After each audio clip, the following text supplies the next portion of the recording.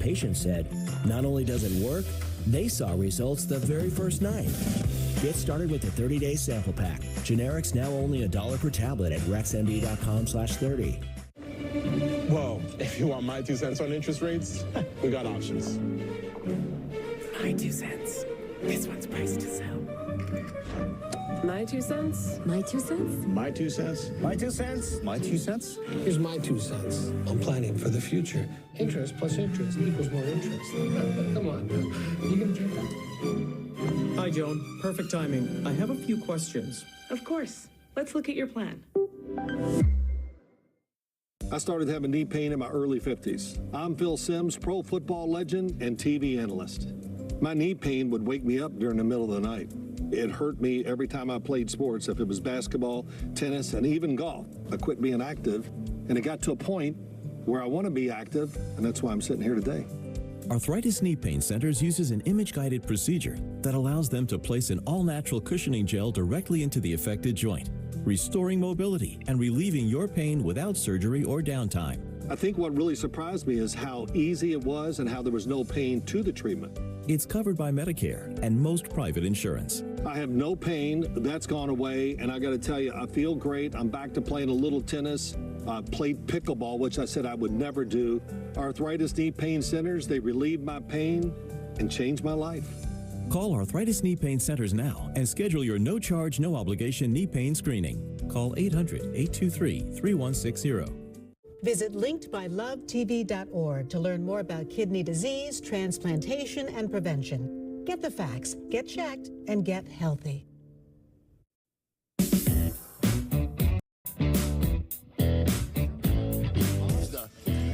I got to tell you, I don't even know what I'm watching. I don't even know what I'm watching. I don't understand how a team that has as much talent on it as this team does can be so non-competitive and so bad. 46 seconds left, right? One timeout left. All they have to do is get in field goal position. This is what you brought Aaron Rodgers there for, to make these magical moments. Remember, it was 13 seconds in a playoff game, and Patrick Mahomes was able to do it. 46 seconds against the Colts, and they went backwards. What has happened to Aaron Rodgers? Why such a precipitous drop for this guy? He is non-competitive. Do you remember in the offseason, we kept saying, what if he got old?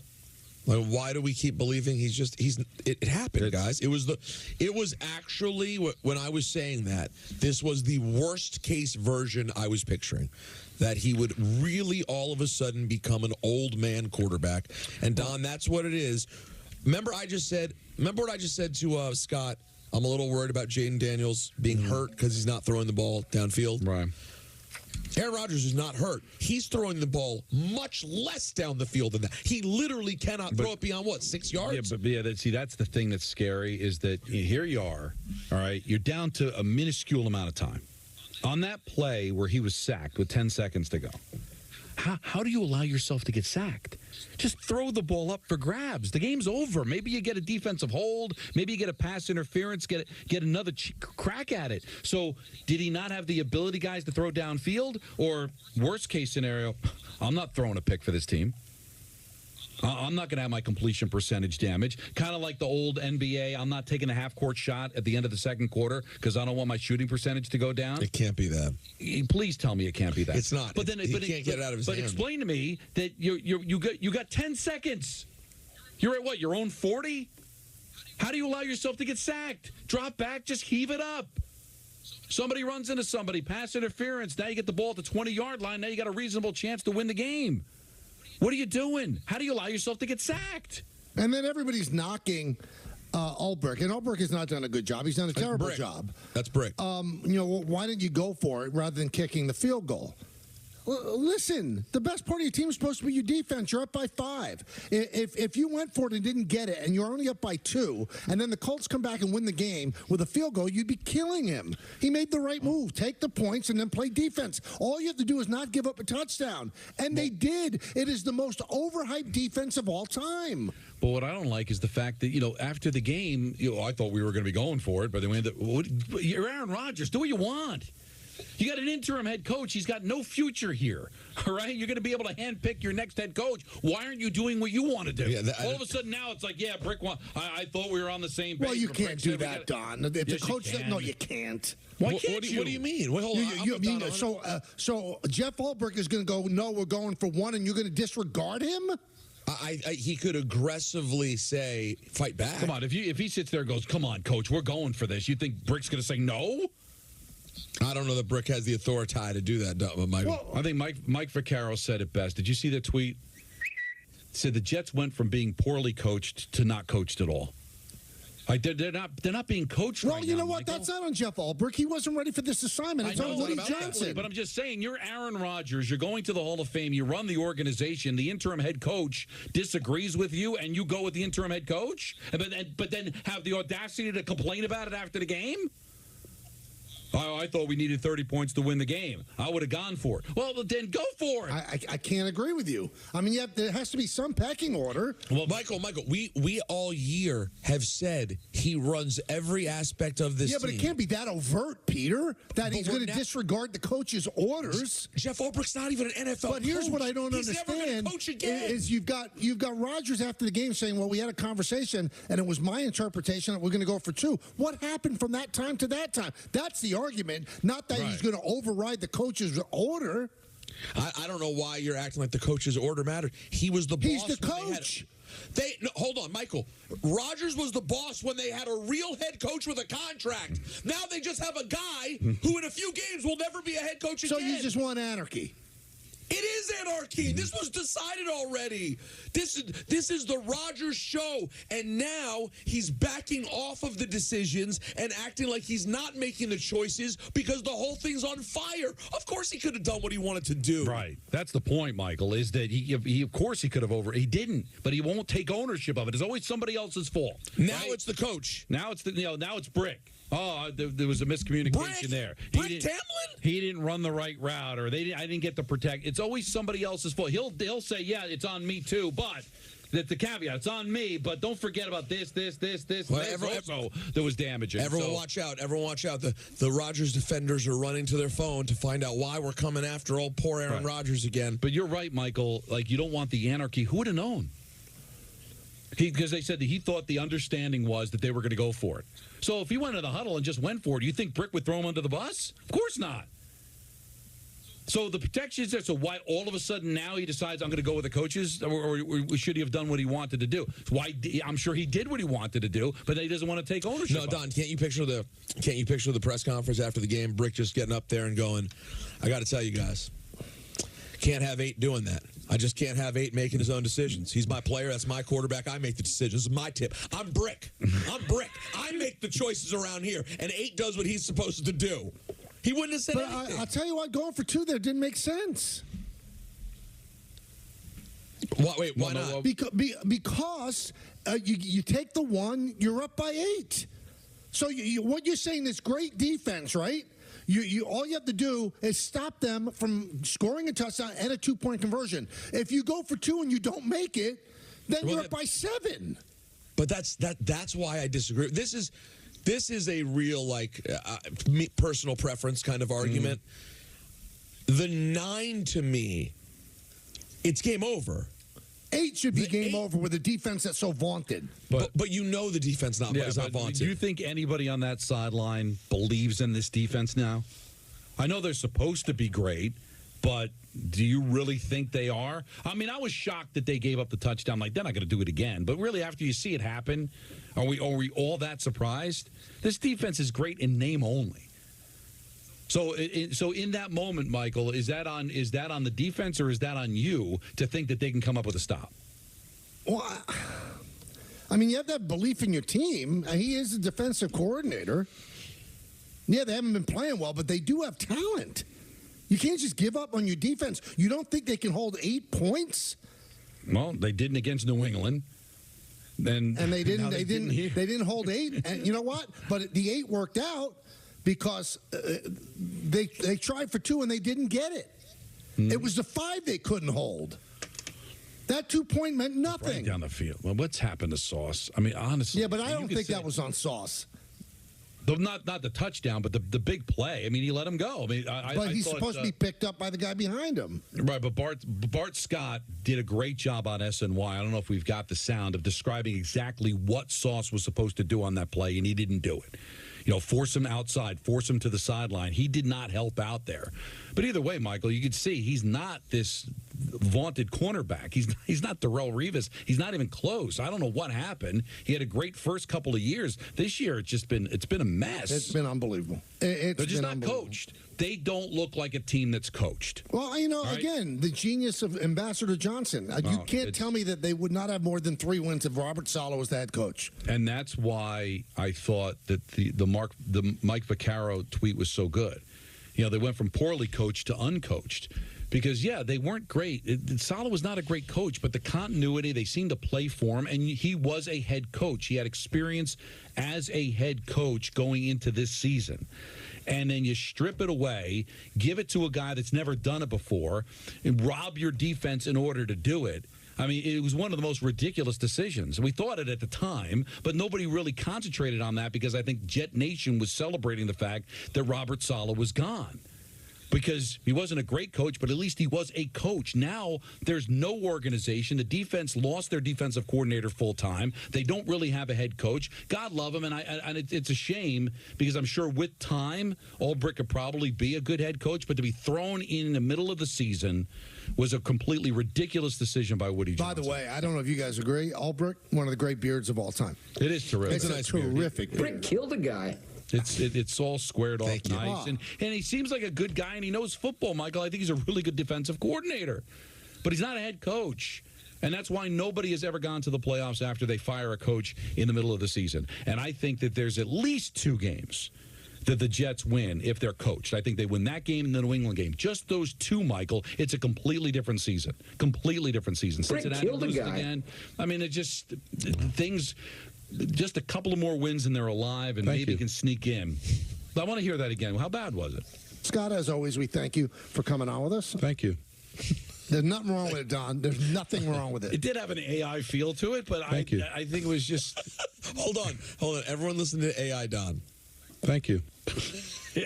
Michael, that sounds normal to you. Oh, I'm not saying that it's his normal voice, but I think it was earnest and it was real, and he was showing, like his thanks. You know, that Scott doesn't make a dime for coming on the show. That was a thank you. We don't pay you. I want to say something right now.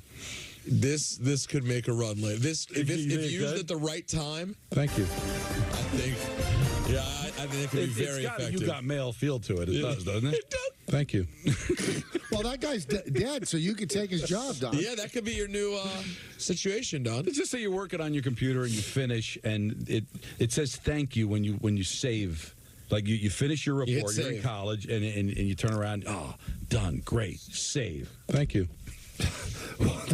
That's the Jet Recap driven by Ramsey Mazda. It's the experience of driving a new Mazda and buying a new Mazda from Ramsey Mazda. Choose wisely. Choose Ramsey Mazda. Now, Peter has ENN coming up, and I'm sure he'll talk a lot about it, but I want to get his take on what happened in Arlington on Friday. I'll give my take before we even talk about the fights. Netflix, come on, be better. I mean, buffering all night. All night. So you had buffering problems all night? Oh, my God. Don? Here's where the issue was for me. It didn't buffer, but I was flipping around, so I was leaving Netflix to go to, I forget what other game I was watching.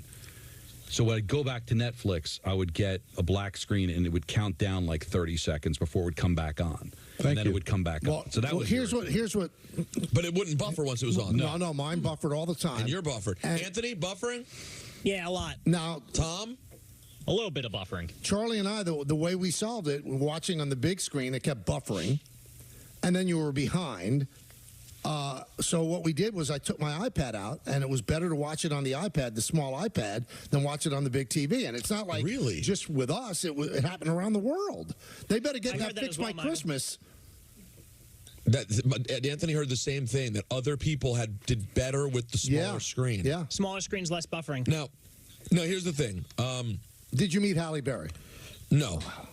And full disclosure, Netflix had me down there, so who am I to kill what they did? I'm a shill. Hey, Phil, I went down with Netflix, so I'm going to go ahead and not tell them they did a terrible job. I will. I didn't get. I wasn't sent down. It was awful. Yeah, exactly. But I didn't watch it on the TV, so it's hard for me to judge it. If what you were watching was buffering, you need an exam. That's a real problem. That would be an eye problem. But I will say this, man. We speculated, and I thought you were going to, I threw out there that they were expecting 50, 60 million. I mean, guys, they outdrew the Super Bowl. I mean, it's 60 million households. Why not? It's a Friday night. It's free. It's free. It's the biggest, one of the biggest names ever in sports. Why would he not? So, to answer your question, obviously there's a lot of hubbub and conversation. I saw a lot of disappointment, frustration, anger, all those foolishness. Things. Let's move on from the buffering. We're talking about the actual fight. Okay. If you listen to this fine radio program that we do 5 days a week from 3 to 6:30, could I have laid out any more exactly what the night would be? Did I not tell every one of our listeners multiple times? In fact, I went on other shows, guys. I went on Rick and Dave. I went on with Bart and Hahn. I told everyone who would listen, the women's fight will be one of the best boxing matches you ever see in your life. Terrific. Controversial. I think it scarred my son for a long time, seeing all that blood, but it was fun. And the main event is going to be what it's going to be. It's going to be a very tough sledding for Mike. But I saw people out there going, they thought it was fixed. They thought Mike could have won if he wanted to, but it was fixed for Jake Paul. What are you people saying? He's 58 years old, man. And you guys want the craziest take, and you guys might both lay into me for this? The craziest take, and I admit it, I was there, and the entrance was so, moving, watching Mike get to have his flowers one more time. For me, it was all about the entrance. That was like turning back the clock to my childhood, so I loved it. I went back and watched it the next day to see what the broadcast looked like. I know this is going to sound nuts if you only watched it once. Mike was a little better than you kind of realized because it was so disappointing at first to see him not effective.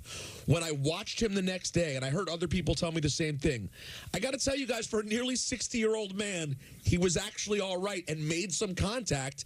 He's just 60 years old. But Peter, he connected on 17 punches in 8 rounds. It's not the output you're looking for, Michael. I'm not here to say. I think we laid it out perfect. I got it wrong. I didn't think he'd last 8 rounds, but his only chance was in the first round. Yes, and he did have a little bit of life. And he had a little something, and then you could just see, you could watch he had no legs. He couldn't move. And also, they're fighting with pillows on their hands. There was no way either of them was going to knock each other out. You know, tell me anything about this, though. I say this as someone who loves Mike and didn't want to see him get hurt. I'm sorry. It's weak that Jake Paul didn't go for it. I'm sorry. Isn't the point that you want to prove to people that you're a real fighter? You being the guy who, after being a bad guy in all the promo, then goes, "Oh, Mike, let me bow to you." Oh, blah, blah. I think he should have tried to finish Mike off. And I say that as someone who loves Mike. I wouldn't have enjoyed seeing it. But in terms of if you ever want people to take you seriously as a boxer, guys, you guys aren't going to, would you tune in if Jake Paul somehow scores a fight with Canelo Alvarez or Gervonta Davis? You're not watching. No. Because and that to me is in part because he never ended up doing anything impressive. I don't think he. Well, first of all, I thought Jake Paul was impressive. This guy who's just recently started fighting, he doesn't look like an amateur in there. I mean, is he a great fighter? Absolutely not, but he's no amateur. So he's holding his own against Tyson in the first round. And then the one punch that stands out to me, Tyson hit him in the throat. Might have been in the 5th round. No, he would have decapitated most men when he was 28 years old. It didn't even affect Jake Paul. They had 14-ounce gloves. We just glossed over that. It was 2-minute rounds. We glossed over that. Mike Tyson couldn't move after the 4th round. He was a sitting duck. I felt sorry for him after a while, but then at the end of it, I go, "Oh yeah, he just got $20 million." He got $20 million. He never got hurt. He didn't fall down. And when I tell you guys, when he did the ring walk, came out to the Jay-Z Ja Rule record. Once they got in the ring and did the proper introduction. By the way, I forget the guy's name who's doing the ring announcement for Netflix. What is it? His name is Big Mo. He's awesome. That guy's voice is awesome. But in the building, I've been to a lot of fights in my life. The applause for Mike to me, that was worth the whole thing. How often in a sport, guys, we didn't get to go back 20 years after Mickey Mantle's career ended or 15 years after Wayne Gretzky's career ended and have this moment where even if it's sort of playing pretend, it happened, and I thought it was awesome. I know some people were really disappointed. As a Tyson fan, I thought it was a beautiful send-off. They shouldn't be disappointed because they shouldn't have expected it. And any dimwit that actually bet on Mike Tyson, you have no kick coming. I mean, what did you think was going to happen? He's 58 years old. They were, you were right. You said this Friday. It was practically free money they were giving you for Jake Paul. It was free money. It really was. Now, that's why New York wouldn't take the bet. I will tell you this, and you know, because this is different. Boxing's different. I don't critique announcers. It's a hard enough job, okay? We leave that to people in the newspapers. But that was a rough broadcast. Wow. I mean, I know Netflix sent you that. I have nothing against Rosie Perez. Why? Roy Jones Jr., it's like he didn't even hear the play-by-play guy. He just talked over him. And the play-by-play guy kept going, Iron Mike Tyson. The word is iron. It's not iron. Hold on. Mauro Ranallo kept saying iron? He kept saying Iron Mike Tyson. Wow. It was the strangest blow-by-blow I've ever heard. I mean, what? You couldn't spend money on Jim. It's like Jim Lampley, I guess, was available. What's the deal? You've known for a long time that this was going to happen. That's the best you could put together? Well, and how about you didn't even mention when they had Evander Holyfield sitting at the desk? Oh, my God. And his earpiece didn't work, and then he couldn't hear. And then essentially it's Lennox Lewis interviewing Evander Holyfield. And then they have Mike Tyson's son, Iron Mike Tyson, interviewing Tyson in the dressing room, and they show his bare butt. Yeah, that was funny. No, that was a Did very they viral ever have moment. people that have done TV before? I will say, to save the whole Netflix critique, okay. but this is genuine. I thought Ariel was terrific. Ariel Helwani. Oh, he was the best part of it. Looked great. I thought the interviews, like not only just the interviews, but just how thorough they were.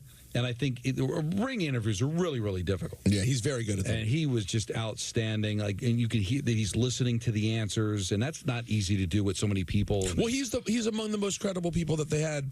Oh, by the way, Andre Ward on the desk was good as well. Yeah, he wasn't bad. He was not Ward's bad. good. Ariel was good. And I'm a Cedric the Entertainer fan, too. Well, why? I want to know why. How much Cedric did he need, though? Really, why? But why? Why don't I like him? No. Why was he there? I don't, because it's boxing, Michael. You live Listen, you guys know I'm an open book with you and the listeners. My agent, Dipperstein, went very hard after trying to get me on You this should have been broadcast. on it. It would have been terrific. We really thought I could have offered historical context and really brought things to it. I'm not sure they were looking for that, though. It didn't feel like it. No.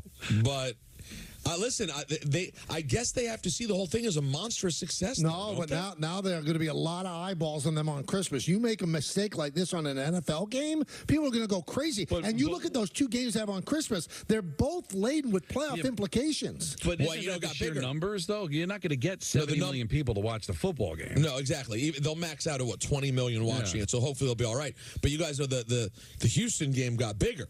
Did you hear about halftime? What do you mean? Beyonce is doing halftime for then that might buffer. Yeah, that might be where you're probably in the right spot. Wait, are you sure she's doing it because she was supposed to sing during the Kamala Harris thing and she didn't? Whoa. No, wait, no. But that was just a rumor. Yeah, they never. She never was rumored to sing. Well, then why was she there? To introduce her. She read a whole speech. Gotcha. Listen, it didn't work out how they planned, but Beyonce is doing a halftime performance. It's the first time she's going to perform songs from the country album. So that will actually be, Don, you're probably right, a time when a bunch of new people come at one time, and can they handle it? Well, one thing, this will not be produced by Netflix. They're only just streaming it. It's going to be produced by NFL Network. Right, but I don't know if the buffering has... No, it doesn't. That's the only thing they have on their plate. Learn to buffer. Not Michael Buffer. No, they didn't have any kind of good buffering, although Mo did a good job. All right, E&M's coming up in just a moment. This month, Mercedes-Benz of New Rochelle invites you to...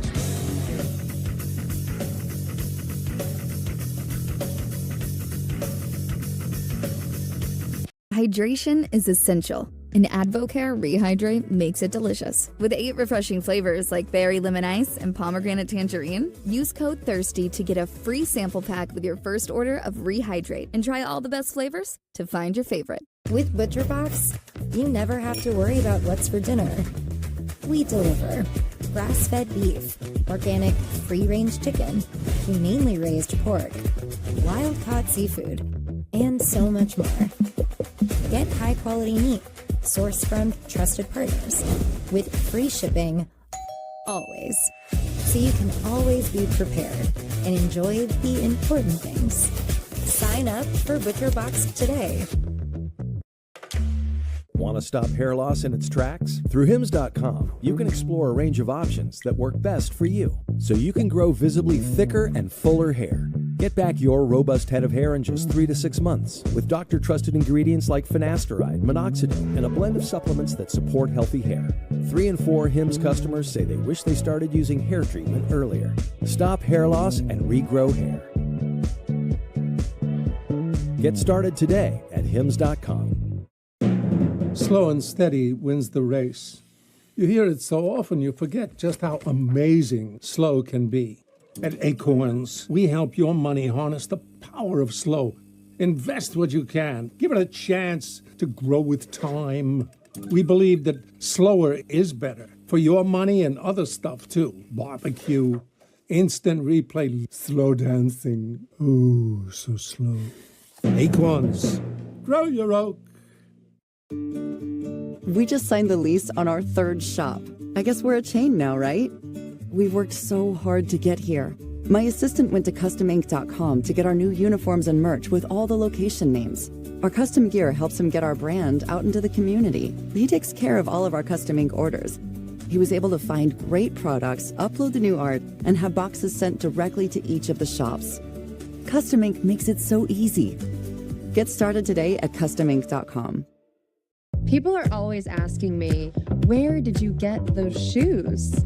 Like sneakers perfect for holiday shopping and bringing all kinds of joy to your world. Or cozy booties that pair well with hot chocolate and holiday movie binges. And of course, the perfect party shoes for every event on your calendar this season. Find gifts for your girls or just for you in my collection at DSW.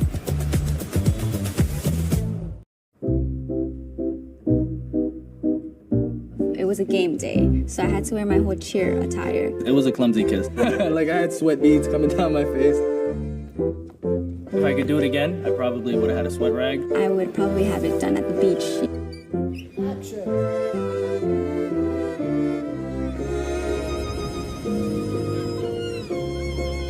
Keeping your lips smooth since before you knew how to use them. Do it again? Yes.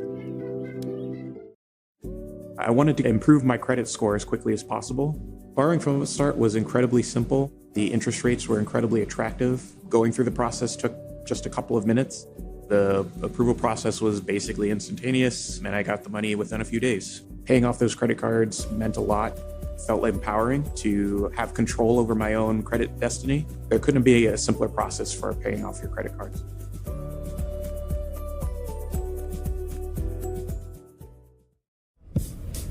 We started to use Square. As we moved from one location to 2, we quickly realised that we needed better data so that we could customise the curation for each of the markets. Originally, we started with the KDS. By adding the Square Online for the full grocery offering, we hoped to grow sales about 20-25%. And we used the loyalty program, which has definitely generated a lot of repeat business. Since onboarding with Square, we've tripled the business. It's been fantastic.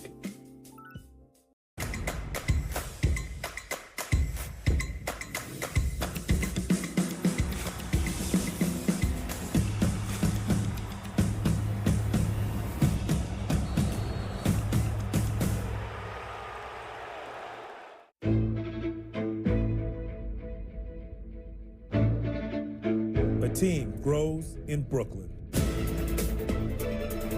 Board by board. Block by block. Play by play. Shot by shot. We got Nets.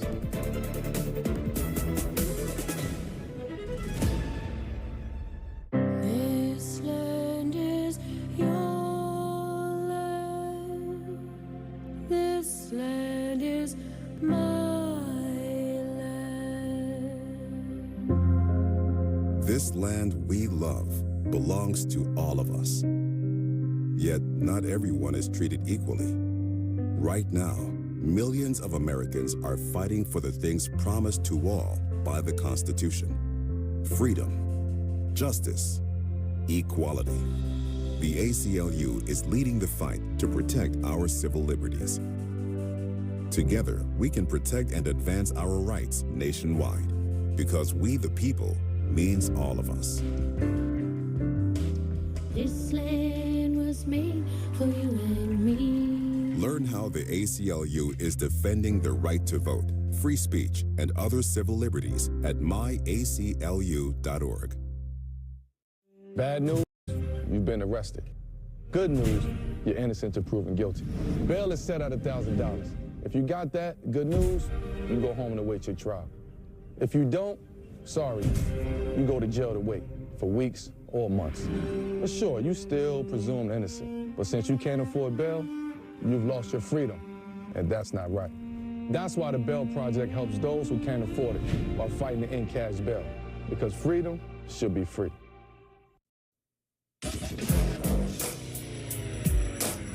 Hey, how's everyone doing? Good, and yourself? Pretty good.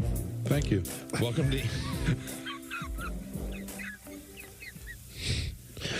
to ENN. On TV. Ray Rowe. Don, do not be embarrassed by that. Brought to you by Security Dodge. Let me start off by saying good evening to Michael. They show his bare butt. Let me say good evening to Michael and Don. Scott, as always, we thank you for coming on with us. Thank you. And one more time, good evening to Don. Thank you. And to the great anchorman talking about the head coach of the Jets. Brick killed a guy. And to the Jets and Giants season. Clown show! Clown show! Clown show! Clown show! Guys, big news. Inside the NBA, Ernie, Chuckster, Kenny, and Shaq will be appearing on ESPN and ABC starting with the 2025-26 season via a partnership with TNT Sports and the NBA. Except when the show goes on the road, TNT Sports will continue to independently produce Inside the NBA from its Atlanta-based studios over the term of the agreement. Johnson, Barkley, Smith, and O'Neal will remain with the show. O'Neal's still up in the air. He has not signed a contract yet. He wants to come back. It said he right, exactly. Of course, it's the greatest of all time. We know 21 sports Emmys. Blah blah blah blah blah. But guys, this is a pretty fascinating thing. ESPN's chairman Jimmy Pitaro said in a statement, "We've long admired the immensely talented team and are thrilled to add their chemistry and knowledge to our robust set of NBA studio offerings to super serve NBA fans like never before. The addition of Inside the NBA further solidifies ESPN as the preeminent destination for sports fans." So essentially the way that they worked it out, Michael, was for it to have the exact same studio feel, producers, everything, and then just shoot it over to ESPN. Well, I mean, it does solve some problems. So Shaq and Ernie said he would never work for anybody but TNT because he's been there his whole career. So that was a workaround, brilliant by Pitaro. Barkley and O'Neal said they wouldn't work for ESPN because they don't want to be having to go on Get Up and First Take and all that because ESPN asked a lot of its talent. They didn't want to do that. But here's the question I have. Have you seen NBA Countdown? Have you seen the NBA halftime on ESPN? They speak for a minute, and then they go to 4 minutes of commercials, and then it's back to Mike Breen and Doris Burke. Are they going to do that with this group? Because this group doesn't seem like it has any guardrails or anything like that. So I don't know how that's going to work. I mean, if you're going to let them speak for a minute and then 5 minutes of commercials, you can't get the greatness out of them. They're going to have to find a way to do it the way Turner does it, which is build more sponsorship into the show and less commercials. Right. You have to, because you're right. It's not. Listen, respectfully of everyone else who does a studio show, there's nothing like this. Okay, many basketball fans tune in to watch the studio show. Guys, I don't think there's another property like that in sports. No, and that's why they Jimmy Pitaro pulled this deal, and it's a great move. It made TNT drop the lawsuit against the NBA. You know, the NBA didn't want to be brought into court. And, they have to find out everything about the contracts that were negotiated. They didn't want that out there. So this is the best thing. TNT or Warner Brothers Discovery makes a lot of money doing this now. They're licensing out. And it was first started with Pat McAfee. All right, we're licensing out your radio show. You produce it. You do it the way you want. And they're doing the same thing here. And they're getting younger viewers by a really deft maneuver by Pitaro. I think it was really smart. The aforementioned Mike Tyson, Jake Paul fight was a very, very big deal. As I predicted long ago, guys, that it would be when we got there. It happened. Here's the aforementioned Ariel Helwani and Mike Tyson in the ring. This is from Netflix and MVP on Friday night. So are you happy with what you did out there tonight? Absolutely happy, yes. Are you surprised it went the distance? No, I knew he was a good fighter. I knew he was prepared. I came to fight. 58, a lot of people thought you shouldn't be here. A lot of people thought you'd be done and dusted in the first round. Do you feel like you proved the world wrong, that you could at least go 8 rounds with a younger man? I didn't prove nothing to anybody, only to myself. I'm not one of those guys that look to please the world. I'm just happy with what I can do. Now, you want to talk about, we said this on the air on Friday. There will never be anything else like this in history. Someone who 30 years after their prime can turn the sports world's access on its head. The Mike Tyson-Jake Paul match set betting records at sportsbooks, becoming the most heavily wagered upon fight in years.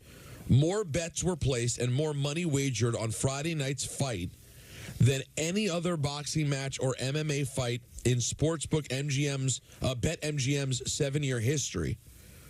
Tyson Paul attracted 4 times as much money wagered as any other combat event, MMA or boxing, at BetMGM, the sportsbook said on Monday. Because according to John Murray, executive director of the Westgate Superbook in Las Vegas, the casino was packed, bets flying in all day. I was stunned. Paul closed at about minus 290 as the favorite. He won by unanimous decision in a fight that went the full 8 rounds. The majority of bets were on Tyson, a 2-1 underdog, but the largest ones, including a $1 million wager at Caesar Sportsbook in Michigan, were all on Jake Paul. What did P.T. Barnum once say? A sucker born every minute? Why would you bet on Tyson? Why? It's because people they yearn for their youth, and they thought that it was 28-year-old Tyson. Do we remember the last time he fought in a real fight 20 years ago? He got plastered then. But here's the thing that I didn't understand. As a huge Tyson fan myself, I was just excited to get to live the moment. That was the living my youth. Yeah. Like, Michael, it's pretty cool. Like, I don't know if you were able to talk about this with Charlie. It's pretty amazing. There was no world in which you could have sat with your son, which you had later in life, and watched a Mike Tyson fight, and you did. Yeah. It was that's but I didn't need to bet it. But for people, right, for some but why reasons, do people need to I bet don't it? get it. Like, I lived the whole thing. I never thought I'd make money on this. You have all these people that believe that the fix was in. If not to have Paul win, it was that the fix was that it went the distance. Now there's talk about him facing Lennox Lewis, who's 59. Not Paul, Tyson. There's rumors of that today. No, I don't know if we need that. You're tugging at the heartstrings with the bet. You love Tyson, so you wanted to put some money on it, or you believe that it was going to be fixed for Tyson to win. Those are the two reasons. Well, but listen, Don, I think you could have bet Tyson in terms of, he's going to go 8, or he's going to go 6. For anybody to say Tyson was going to win, the only way he was going to win was if it was fixed. I guess that's what they were betting on. No, I don't think that's what they were betting on. I think they were betting with their heart. They were betting with their heart. And it's the same reason, guys. Right now, we have many of our people listening who play fantasy football, and their team is filled with their favorite players from their team. That's what people do. It's funny you say that. I forget what read. It might even be my MGM read, or one of them, where it's like, bet on your favorite player to score a touchdown. And I think, why? Is that what you're betting? Your favorite player? You're betting who you think is going to score the first touchdown. Yeah, it's MGM. And think about it. Yeah, there may be a lot of people. Hey, I'm a Giant fan. I'm going to bet on the Giants to win. I don't think that makes sense. I guess it's, whatever. Tough day for me to make this argument, considering I picked the Commanders on Thursday. But I hear what you're saying, because I am apparently a fool myself. Jake Paul on going the distance with Mike Tyson. First and foremost, Mike Tyson, it's such an honor. Let's give it up for Mike, bro. He's a legend. He's the greatest to ever do it. He's the GOAT. I look up to him. I'm inspired by him, and we wouldn't be here today without him. This man is an icon, and it's just an honor to be able to fight him. And he's obviously the toughest, baddest man on the planet, so it was really tough, like I expected it to be. I got to tell you, I was a little disgusted. And I shouldn't expect anything less. I was in Cowboy Stadium, for God's sake. The booing at the end of the fight. Michael, it's like, what did you think? What were they expecting? What were they booing? How are you not cheering? The 58-year-old man is standing on his feet at the end of the fight, and they started booing. Like, what did you come for? You know what got me, though? I don't know if you felt like this because I know how much you love Tyson. Was it this? They show his bare butt. No. So when he's standing in the ring and Ariel is interviewing him, he looked really old. Mike? Yeah, it looked. I said, "Wow, he's really old." He looked exhausted. I'm glad he made it. I'm glad he made it. I'm glad he picked up the $20 million. But boy, he looked old. Well, yeah. I mean, think about it. You could see him. You could see him in 2 days on the right day, and he could look pretty young for 58. But certainly after, he took a pretty good beating in that match. His face. I saw a video of him of getting off the cart backstage when it was done. His face was pretty puffed. Like he did take his share of punches there. Hey, did you? I read this. I didn't know. I was happy for it. The women's bout, which was unbelievable. You know how much they got each of them? 4 and 2, or I think it was $6 million apiece. Wow. So I mean, that was just a brutal fight, but at least they got paid for it. If you are out there right now and you're among the people who did not watch it, go on Netflix and watch the women's fight. Michael, I believe that was the height of the buffering, by the way. Oh, is that? Yeah, that's what I heard. It was that right there was the craziest. You know what it is? You know how, like, women are incredible. They give birth. It's like an unfathomable thing men couldn't do. That sort of mentality is like exemplified in that fight. Men can't do what they do. That's a Rocky fight, Michael. Yeah, it was. You don't see people do that. Was Hagler Hearns. Yeah, fine. There are a couple of, like, your Hagler Hearns, your Julio Cesar Chavez, Diego Corrales, Marco Antonio Barrera. There are not a lot of fighters who can do what they do. They just punch each other in the face. Were the headbutts intentional, you think? Yes. They felt like they were. Well, first of all, it's a righty against a lefty, and the girl from Ireland leads with a head, so she's going to hit you in the head. She has a history of doing that. I did. Maybe the word robbery is strong. But when you see the CompuBox numbers that Serrano landed 100 more punches and Michael at a higher percentage, given that she lost the first one, and I know that's not how this works, it just feels like she should have won this one. And fighting through that cut that she had over her eye. The thing with the buffering, Peter, it would buffer, and so when it's buffering, the image that's on the screen is frozen. And one of them was like this close-up of the cut. Of the eye? And like Charlie said, is that her brain? I mean, there's like a white thing. It was just gross. It was unbelievable. Yeah, the cut on the eye was. But guys, buffering aside, do you also now see my argument that I was making last week as to why it's kind of annoying when everyone hears about this fight and complains about how bad it is for boxing? When was the last time? Remove Tyson and Paul. When was the last time the three of us broke down a fight? We're sitting here breaking down a women's boxing match. Because they had it. Like, stop complaining about the, quote, freak show fights if they can get people to watch the sport and see really great boxers like Katie Taylor and Amanda Serrano. That's good for the sport. I mean, that fight ended, what was it, about close to 11:30? Yeah. So there's probably a lot of people said, all right, I'm going to tune in at like 11 o'clock, maybe a little bit before 11, to catch the fight. The fight, the Tyson-Paul, and stumbled upon that and watched it and enjoyed it. They got 50, that fight, so Tyson-Paul got 60 million. Taylor Serrano got 50 million people watching. Now, a lot of people probably thought that they didn't want to miss the main event and maybe stumbled upon it, but they had to be entertained if they were. This is rare. Let's take an ENN phone call here. Marco in Charlotte. Hey, Marco. Hey, guys. Can I join? Yeah, please. First thing first, I want to talk Jet in a second. But first, Peter, you deserve a Pulitzer for this Instagram live that you did.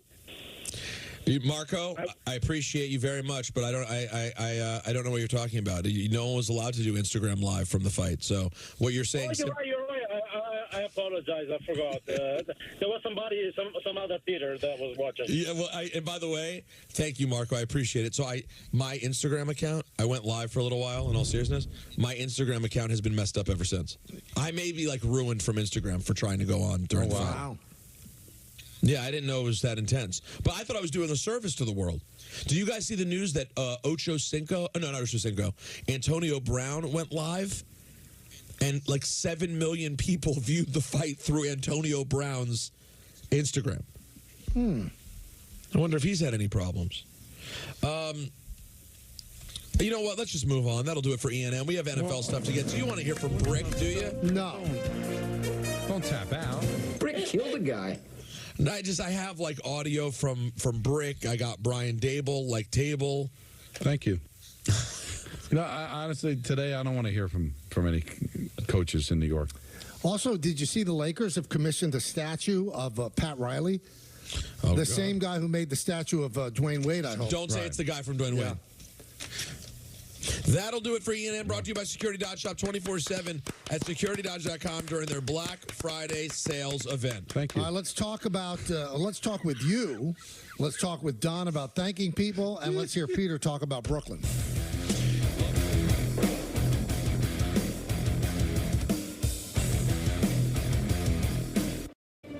Well, if you want my 2 cents on interest rates, we got options. My 2 cents. This one's priced to sell. My 2 cents? My 2 cents? My 2 cents? My 2 cents? My 2 cents? Here's my 2 cents. I'm planning for the future. Interest plus interest equals more interest. Come on, you can get that. Hi, Joan. Perfect timing. I have a few questions. Of course. Let's look at your plan. In New York, all that anyone is looking for is a chance. In a place with endless possibility, New York Public Schools gives students the chance to find their voice in a chorus of millions, to play their first notes before striking a chord with the rest of the world, to learn small lessons in the gym before shining in the league, to not just study the stars, but see them up close. And every time you take a chance on the New York Lottery, our schools win. Dear Non-Stick Surface, you're great for scrambling eggs, but to drive on, well, that's what it feels like when things get rough. Good thing we have amazing traction. Let's bond. Toyota all-wheel drive vehicles. Get Black Friday savings all month long. Lease RAV4 with all-wheel drive for just $299 a month. Find yours at Toyota.com. Toyota. Let's go places. At this very moment, Doctors Without Borders is on the ground in communities around the world, delivering life-saving medical care where it's needed most. Our teams are bandaging war-wounded patients caught in the crossfire in Sudan, providing clean drinking water in Haiti, and performing emergency C-sections in Yemen.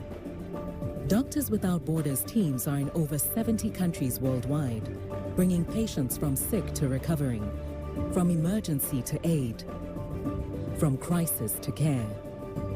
This life-saving work is made possible by our movement of supporters, people like you who help our patients even when they're half a world away. At Doctors Without Borders, we won't stop working to bring our patients and their communities from crisis to care.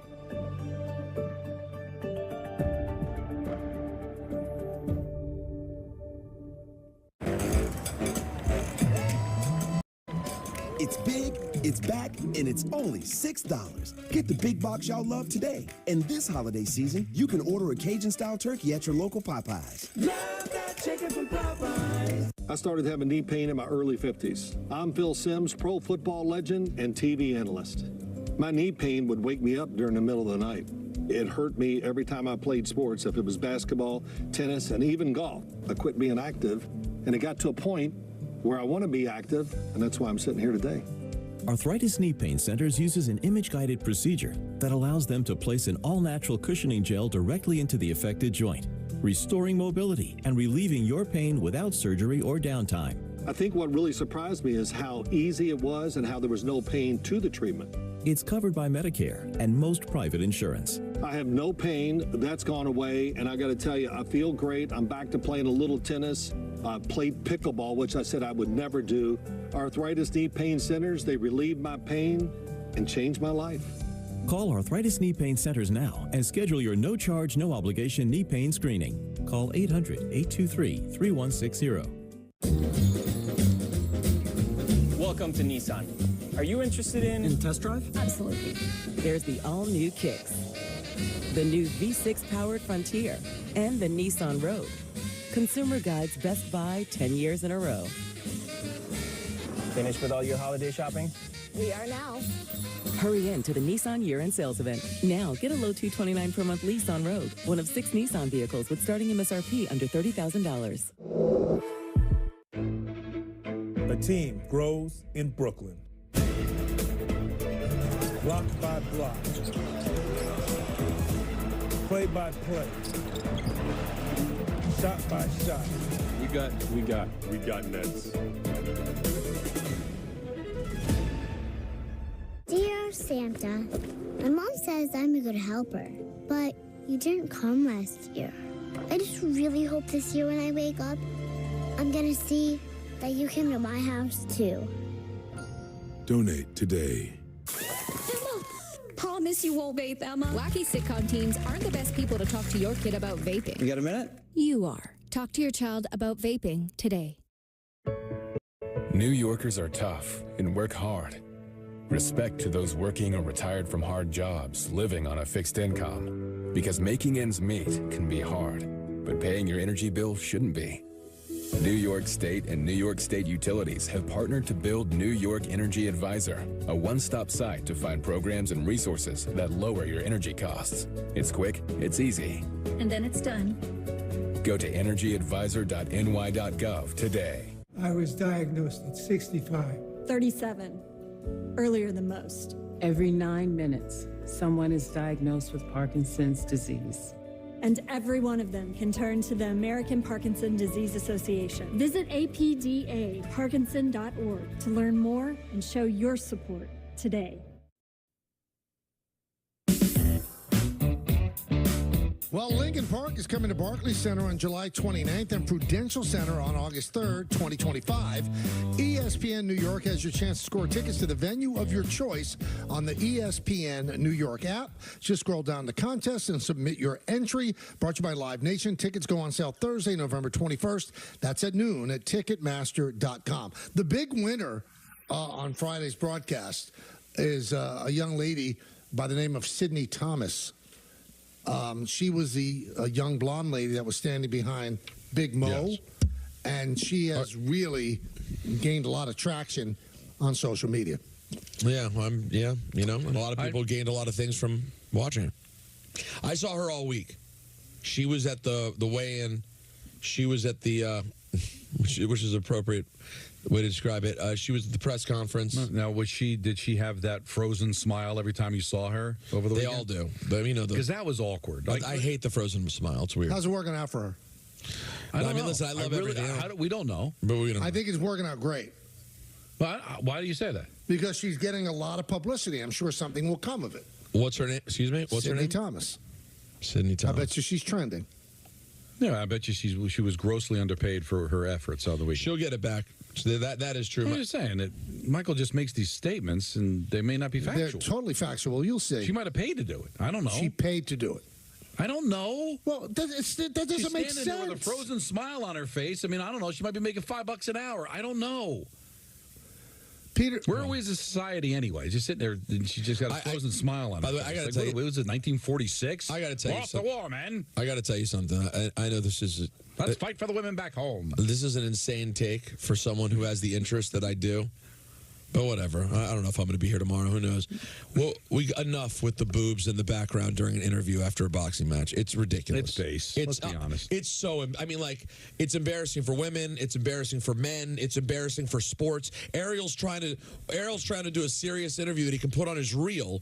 And if you wanted to show your work to someone, you're just staring at a big old set of what's right there. It's crazy. Why do we do that in fighting? Well, we know why. I know, but like, do we have to do that? It's not enough that the sport is beating people bloody, and that's getting the one base part of our brain. Right. It's like, need more, add boob. Like, what?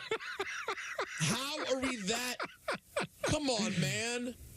Like, my wife, you're not wrong. My wife is the kind of person who points it out. She goes, "Oh my God, Peter, do you see the blank?" I go, "Babe, what do you think is the only thing I'm seeing?" Because you know what I'm seeing. If you've ever seen Raging Bull, which I think is a brilliant. Oh, I know there's a Raging something going on. But in Raging Bull, it's one of the fights that I think it's at Tiger Stadium.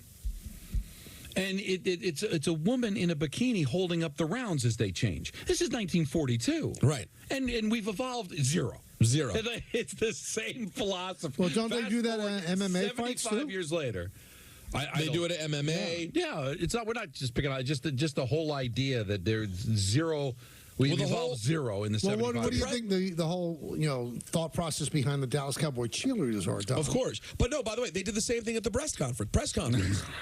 They have this woman. They have these women just standing there holding a Celsius can with no clothes on. But it's wild. But you know how I feel about the cheerleaders in football. I don't get it. All right, it doesn't. I enjoy my football. I don't need it. But it's not like at the end of the game, even like Troy Aikman wins the Super Bowl, and at the press conference, the cheerleaders are like right behind his head during the interview.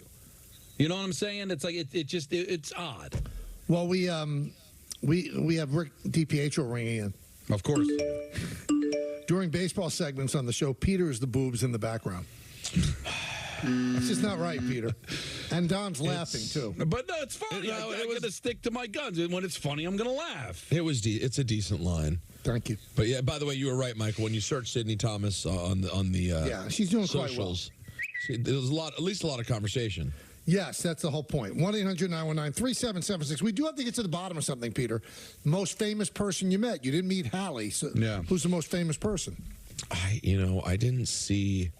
I saw a lot of people that are famous in my world. A lot. I went to a suite with a lot of wrestlers in it, so I saw a lot of wrestlers. I saw the great Brownsville legend Zab Judah. I know someone you're a big fan of, Michael, DJ Who Kid.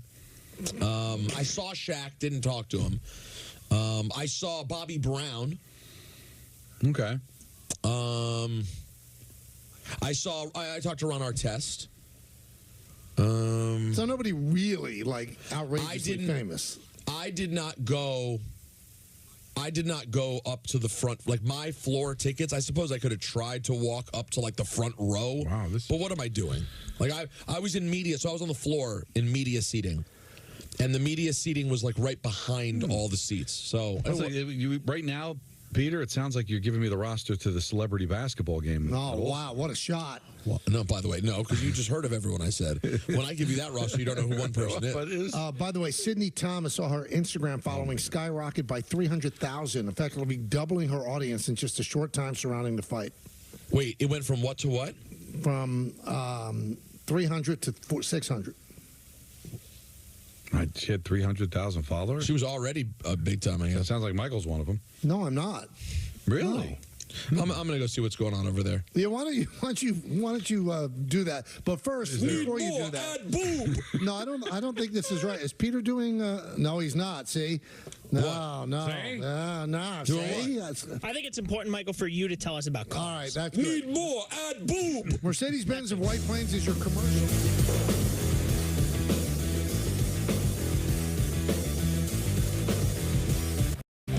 The Michael K. Show on Yes is presented by Untuck It.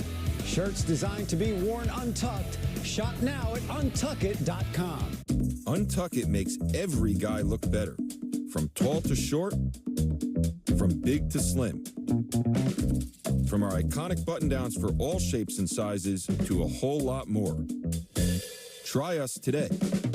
Untuck It. We just make guys look better.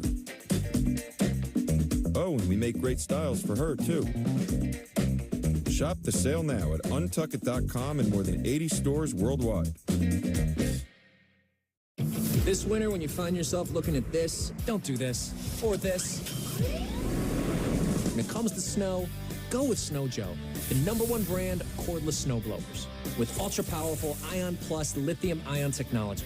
Snow Joe's cordless snow shovels and blowers are the lightweight, cordless way to clear walkways, driveways, decks, steps, sidewalks, and yards. I've been using the Snow Joe products for several years now. I'm very happy and excited with the way that they work. I also have a battery-powered snowblower, which works amazing. This handy grab-and-go snow shovel weighs less than 14 pounds, yet clears up to 300 pounds of snow per minute, throws up to 20 feet away with up to 70 minutes of runtime per charge.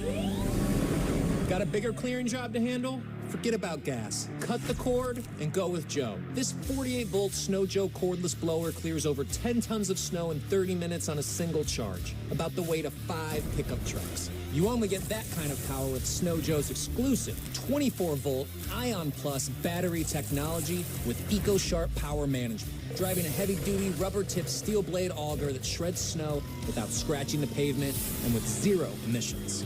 Best of all, it starts like this. Listen to how quiet it is. After years of shoveling snow with a traditional manual shovel, my search led me to Snow Joe's cordless battery-operated snowblowers. Ended up being one of the absolute best purchases that I have ever made. Both me and my lower back, thank you. Call now to order your Snow Joe today with prices starting at just $199.99.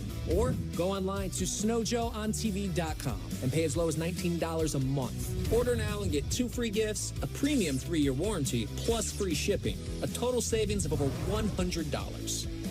Call 1-800-238-3495 or go online to snowjoeontv.com.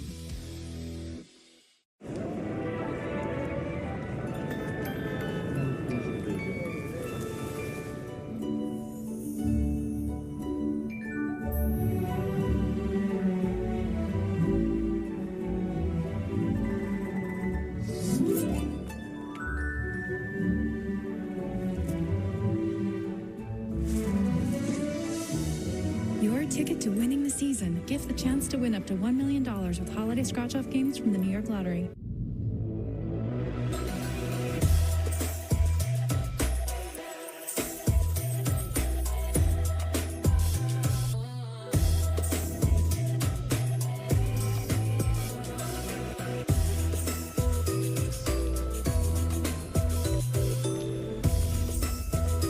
Details make the holidays. During the Genesis Signature event, lease a GV70 for $399 per month, exclusively at your tri-state Genesis retailers. What if you went to your secret hiding place and found this? All drug use comes with risk. Before those risks become real, know that you can quit. For help with drug use, call 1-800-662-HELP for free and confidential information and treatment referral, or go to samhsa.gov/know the risks. Michael, Don, and Peter having a good time on a Monday. Crossed some Rubicons in that last segment that we never thought we'd cross, but we have. Thanks to Petey, and I hope you enjoyed it as well. The Yankees met with Juan Soto today. They met with Juan Soto, and according to sources, it went very well. So none of the meetings that have gone poorly yet, Don. It's like surgery. Yeah, it went very well. Successful surgery. Right. Imagine if it leaked out, boy, was that a bad meeting. I mean, Aaron Boone vomited all over the table. I mean, think about it. It's so ridiculous. Obviously, it's Soto's people leaking it out to the writers that they trust. Oh, it went very well. Of course it went well. If you go into a meeting and you don't put your best foot forward, well, then what was the meeting about? But here's the thing that scares me. This is the news that's come out. You're going to laugh at the source of the news. Carlos Baerga is locked in when it comes to Latin players. He's just locked in. And he said on his X account that the Mets have offered Soto $660 million for 15 years. So, to the best of my calculations, that's about $47 million a year. So it's over the 46, which is what Ohtani's contract is worth. But knowing Scott, he's going to want it to be over 700 because no matter what it's worth, the benchmark now is the $700 million the Dodgers gave Ohtani, although it's just $2 million a year and then $68 million a year after the contract's over. But I will put it this way, and this is not something that Yankee fans are going to want to hear. I don't think the Yankees are going to go there. I don't. And then I've heard from somebody in baseball today that Cohen's willing to go $50 million over whatever anybody offers. So it looks like the Mets really want to get this guy. So every report I've seen is that there have been no offers made, but Baerga, who is usually locked into this stuff, says it's $660 for 15 years. I'm going to do the math myself, but somebody said that comes out to 47. But I think if it gets to that point, Don, I don't think a lot of teams are going to want to go there. No, I don't think anybody will. I mean, do you think Toronto can go there? I think Toronto might because they're desperate. Yeah, but it just sounds like, all right, they'll match, and then the Mets will go and just give extra. It just seems, it feels like it's inevitable. And I'm not talking as a Met fan. I'm just talking as a realist. If Cohen wants it, he's going to get it. 660 by 15 is 44. I don't think that'll get it done. So it's probably by 14. 650. Whatever gets it done, I would think Cohen's going to go there.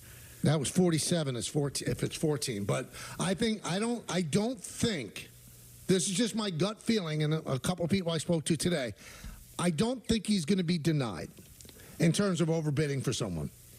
So I would think that if Juan Soto returns to the Yankees, then their gambit of making that trade for him, well, it paid off in one way, got them to the World Series, certainly played a large role, and that maybe he did fall in love with the experience and wants to come back. But if what I believe is that it's going to come down to who pays him the most money, I simply think that's going to be the Mets. I really do. So we'll see. We'll see. It seems like, okay, they've had these meetings, Red Sox, Blue Jays, Yankees, Mets. I get it. We'll see who makes the biggest offer. I think that's what it comes down to. Since all the meetings went well, of course, then there's nothing that was presented that was overwhelming. I think it's going to come down to how many zeros you put on that deal. And it would make sense for Boris to just keep going back to the Mets and telling them, okay, this is what we have on the table. Can you match it or exceed it? And that's going to be the case. Why would you just keep going back to the richest owner and see how far he'll go? And then you get to a point, Michael, like what would be the point where Steve Cohen's going to tap out? I don't think there is a point.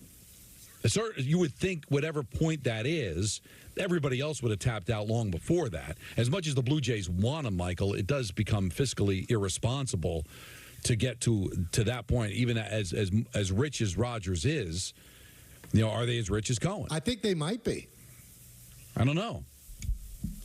Because, you know, they are the team of Canada. So, I mean, they've got the wherewithal. And you know, they supposedly made the same offer to Ohtani that the Dodgers did. So you got to fight the fact that, you know, the Canadian taxes and the way the dollar is valued in Canada, stuff like that. But also from what I've heard is that, you know, Soto wants to know, are you going to bring back Vlad Guerrero? See, because here's the, I don't know how rich Rodgers is. I know they're rich, but they make Canadian money, and they're going to pay Soto in American money. Right. So what is it, like 75 cents on the dollar? So, I mean, that's where these Canadian teams get in a lot of trouble. First of all, they get taxed to the hilt.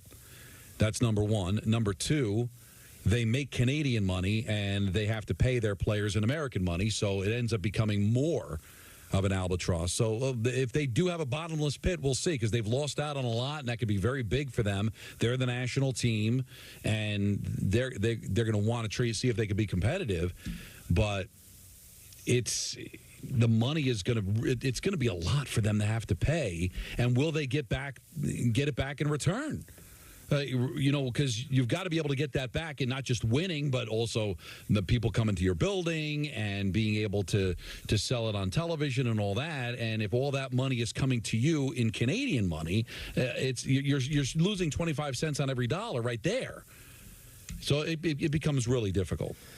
It's going to be interesting to see if the Mets outbid the Yankees, what Yankee fans will feel. I think they will feel angry at first, and And if you're the Yankees, if you're Steinbrenner, and if you're Cashman, obviously you have to have a thick skin about it and then go out and execute your plan B.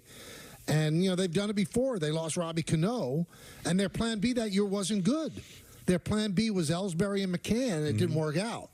So how's your plan B this year? Is it Santander? Is it Corbin Burns? Is it Max Fried? Is it Christian Walker?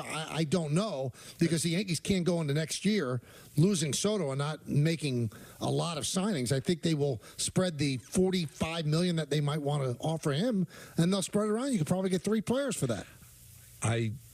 As far as the anger from Yankee fans, I think it really just comes down to 2 things. Do they believe that the Yankees could have matched or exceeded whatever the Mets? Well, Yankee fans will say absolutely they can. Well, I don't. But there could be a number where you're like, nah, I can get where that would be a problem. Well, also, if it does come out that Cohen said I'll top anything by $50 million, then you got no chance. Yeah, then you got it. Then of course, then it just becomes unrealistic, right? So then I think the Yankee fans could rally around the fact that the Mets bought them, they used their money, and now the attention will be on, all right, what do the Yankees now do? What do they pivot to? And their anger will be based upon how well those players they go out and execute on the field next year and the year after. I mean, that's what it comes down to. If they get caught holding the bag and don't replace any of their players, Michael, then they're going to be red hot. But I do think there is a number, or as you said, the fact that the Mets were not going to be denied, where how can the Yankee fan be upset? I mean, you have to understand, you're talking about a guy that's worth $20 billion. And all Hal Steinbrenner is worth is what the Yankees are if he sells them. Now, they make tons of money, no question, but they don't make that kind of money. It's not even a budget, Michael. There's a limit to what the Yankees can spend. It's more than most teams, but is it more than what Cohen has in reserve? It's not about what the Yankees are worth as opposed to what the Mets are worth. Then it would be no contest. But it's not beyond that. It's what the Yankees are worth and what they can spend to what Steve Cohen can spend. Guys, I want to tell you something right now. Do it. The date is November 18th, 2024. Understood. Mike Tyson is no longer a threat in boxing. Aaron Rodgers can no longer play professional quarterback. And Juan Soto is not coming back to the New York Yankees. You're saying that for sure. That's right. It's really hard to believe at this point. It's how I'm feeling. Where would you bet, Michael? I would say it's unlikely. Because I just think that they're going to be fiscally responsible. Everybody, the Steinbrenners, I believe, the Steinbrenner family owns about 46% of the Yankees. So there's other people that have to sign off on this. It's not Steve Cohen owns 95% of the Mets. The Wilpons own the other 5. He can spend whatever he wants. What I think is kind of an interesting question is there an amount where a Met fan will go, ooh, man, we spent that much? Or is it just, hey, it doesn't matter because he's got so much money that it's not like it's going to be the Wilpons, but because we gave Soto this money, we're playing bushers all over the field. I guess most fans will accept it and not care about the international money, not care about the draft picks, just get the best player available and spend. So I don't think they'll mind, Michael, but is there a number where even a Met fan will go, I wouldn't have paid that? I don't know. I guess the only way they would say that is if it inhibits them from doing other things. I mean, their payroll right now, after all the money coming off, is $150.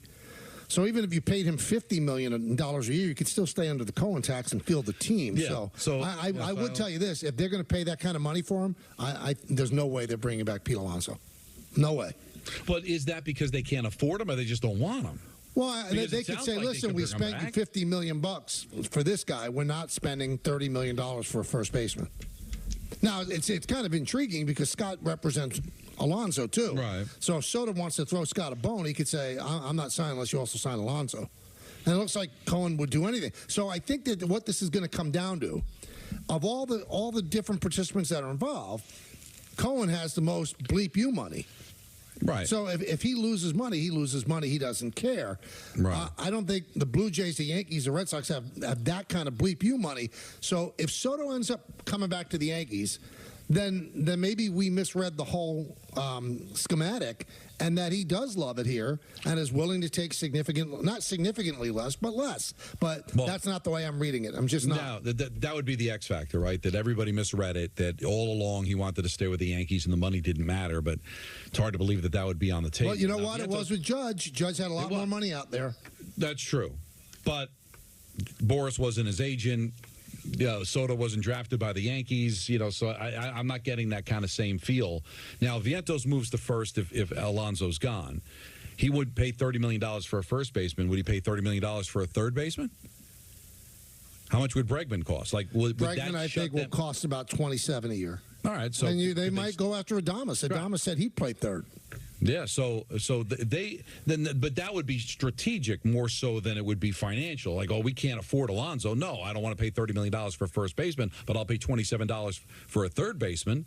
So it's really, it shouldn't preclude them to go out there and improve the team. It just might come at the expense of Alonso just from an X's and O's standpoint. Not, well, we can't afford to pay him. We just don't want to pay him. Now, if you lose him, well, if you lose Soto and don't get him, then could there just be a bone you're throwing to the fans by bringing Alonso back? Yes. See, I think that fans want Alonso back because he's a homegrown Met, and he'll have the home run record if he stays even one more year. Mm-hmm. But I don't think they look at him as their type of player. And to give him that kind of money at the age of 30, it doesn't make sense to David Stearns. So if you get Soto, I think that frees them from the responsibility of having to throw a bone at the fans. If they don't get Soto, I think there's a chance that the Mets would then pivot and bring back Alonso and other pieces. But I think in a perfect world, Alonso is not the perfect player for David Stearns. He's just not. And I also don't think there's any way the Yankees would pivot and go for Alonso. There's no way they need a right-handed 30-year-old home run hitter who doesn't play great defense. There's just no way they go that route.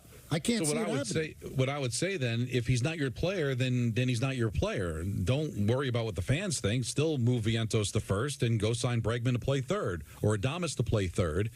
So why should you let the fans get in your ear? If you don't believe Alonso makes your team better and it's not about the money, then why should you be swayed by what the fans want? Because I think Cohen does care about that. Just getting the sense, I think he cares about it. Yeah, I don't think he should, but I think he does. It is going to be fascinating, and what's left. Imagine if there's a world where neither the Yankees or the Mets get him. I think if the Yankees don't get him, I don't think they would care one iota if the Blue Jays got him or the Dodgers got him. I think they'd care if the Red Sox got him. But if you don't get him, right, and the Mets get him, and you got to look at him for 15 years, that's going to be hard. It's going to be hard. It'll make for a fun Subway Series, though. Oh, yeah. Absolutely. And Soto would go from one of the most beloved Yankees to one of the most hated. Let's go to Dean in Connecticut. Dean.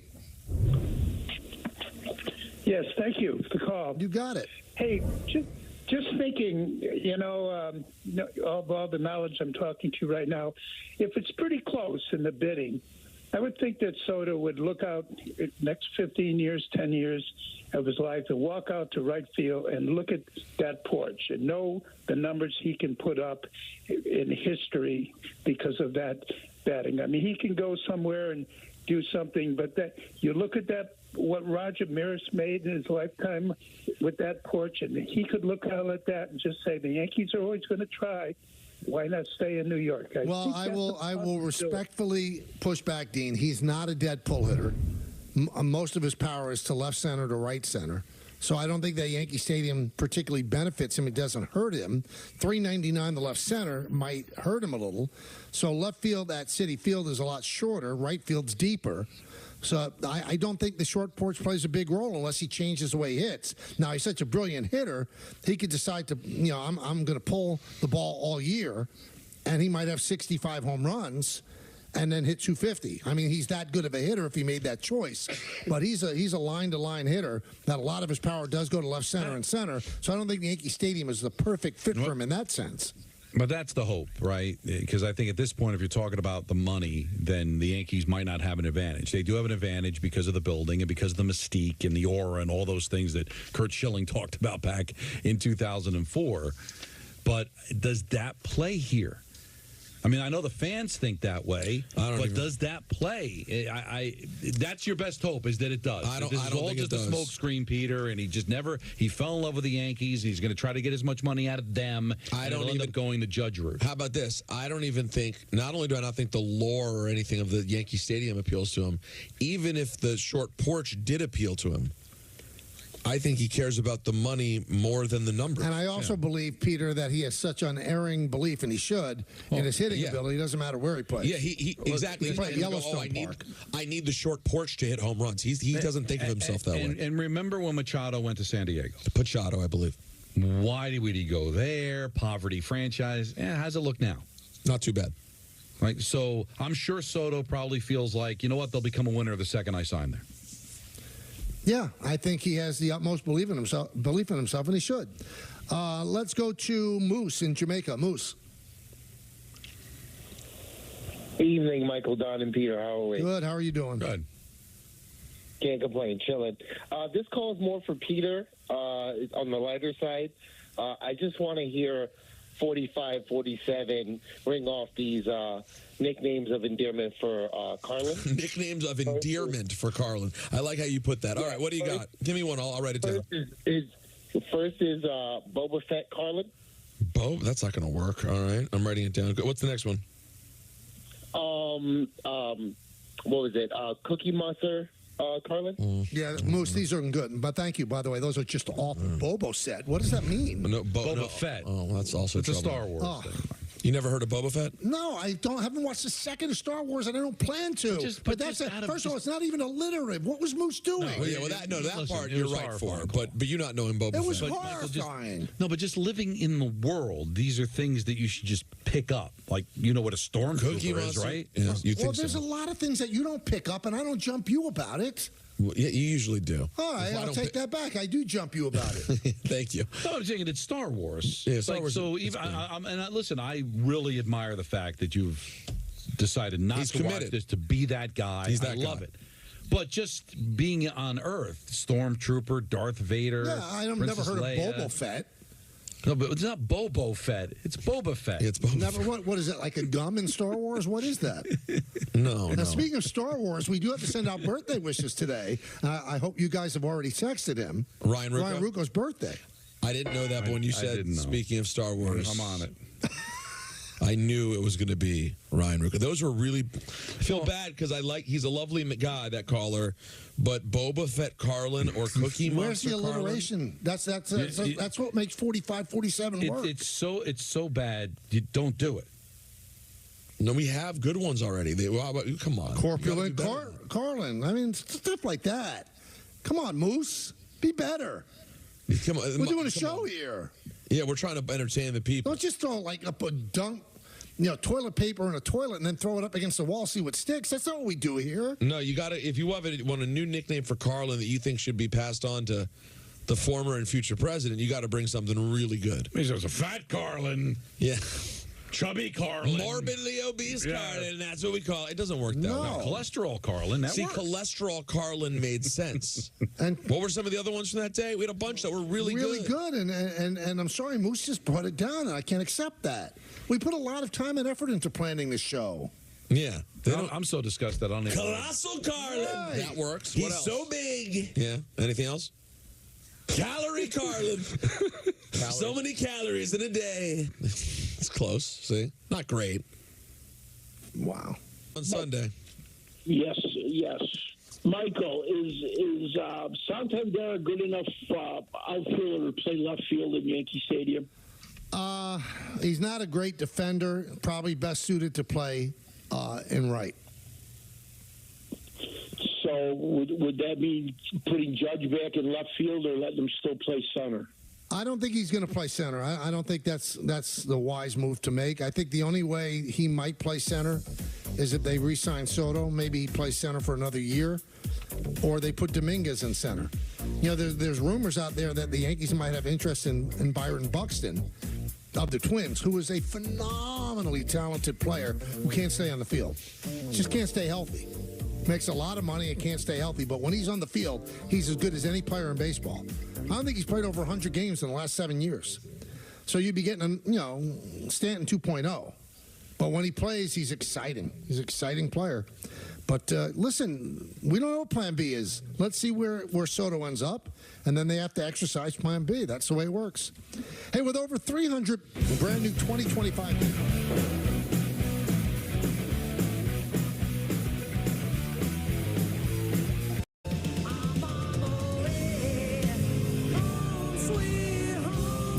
place like the road home. Receive a $5,500 bonus on a new 2024 Audi Q5 plug-in hybrid during the Season of Audi Sales event.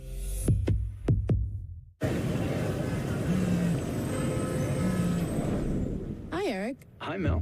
Is now good for a quick catch-up on your plan? Yes, now's great. Has anything changed since we last spoke? You know what? Yes, I'm thinking more long-term. Great. We'll make that change to your plan and adjust as needed. This helps a lot. Bye, Mel. Bye. Make sense of your money with Citizens.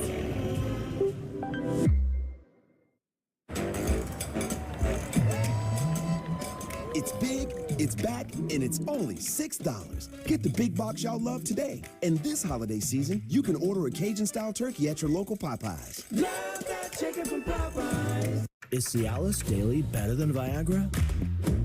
Does it last longer than Viagra? Are sample packs available? Get started with a 30-day sample pack. Generics now only $1 per tablet at rexmd.com/30.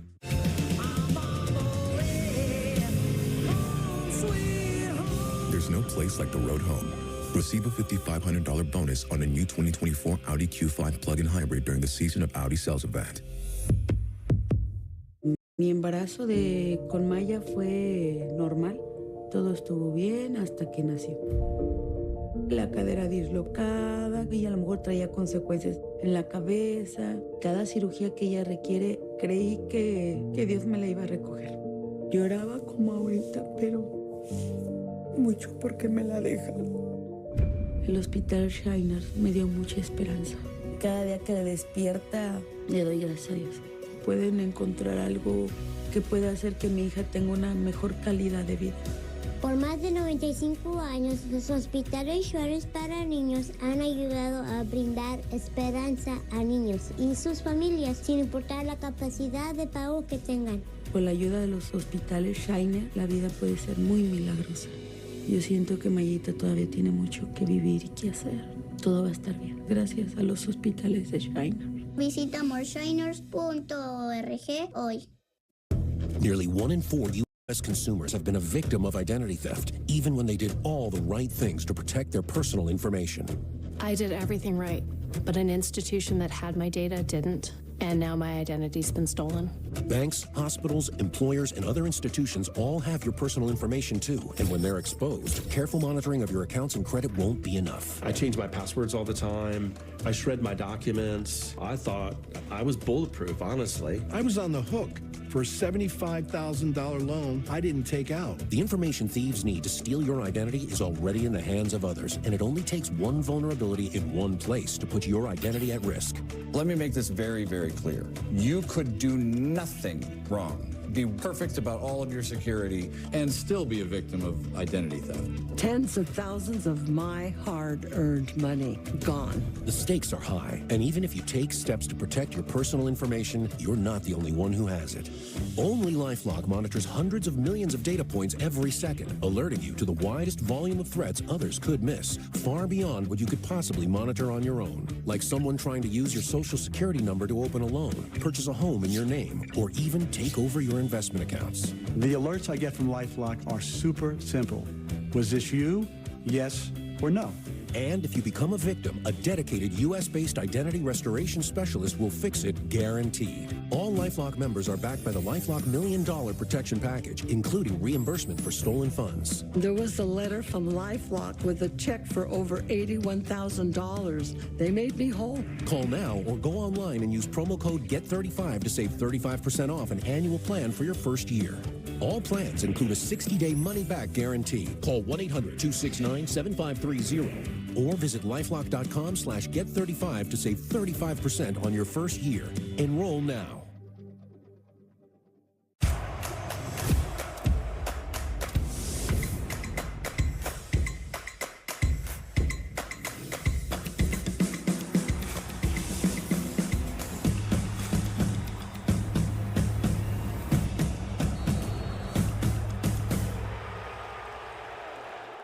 Visit linkedbylovetv.org to learn more about kidney disease, transplantation, and prevention. Get the facts, get checked, and get healthy.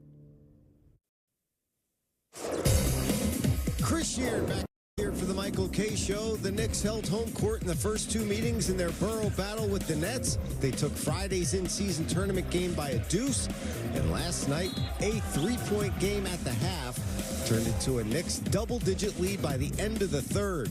Campaign puts them up 14 here. The Knicks led by as many as 15. Karl Anthony Towns didn't play Friday, but he was a huge factor, along with former net Mikal Bridges. Knicks win it by 10. Now, 4 Knicks starters, including Bridges and Towns, obviously, had 20-plus points. Cat led the way with 26. He also ripped 15 boards. After scoring 43 on Friday, Cam Thomas was held in check, going 4 for 11 and totaling just 16 points. Jalen Wilson and Noah Clowney combined to shoot 10 of 14 from the field and score 28 combined off the Pines in the loss. The Nets' next 2 games this week are in-season tournament matchups. First, tomorrow, they take on the Charlotte Hornets at Barclays Center. Then on Friday, they head down to Philly to take on the Sixers. Our coverage commences from Barclays Center tomorrow with the pregame show at 7, followed by tip-off a little after 7:30. It's the Nets and the Hornets tomorrow. Coverage starting at 7, right here on Yes, and streaming, of course, on the Gotham Sports app.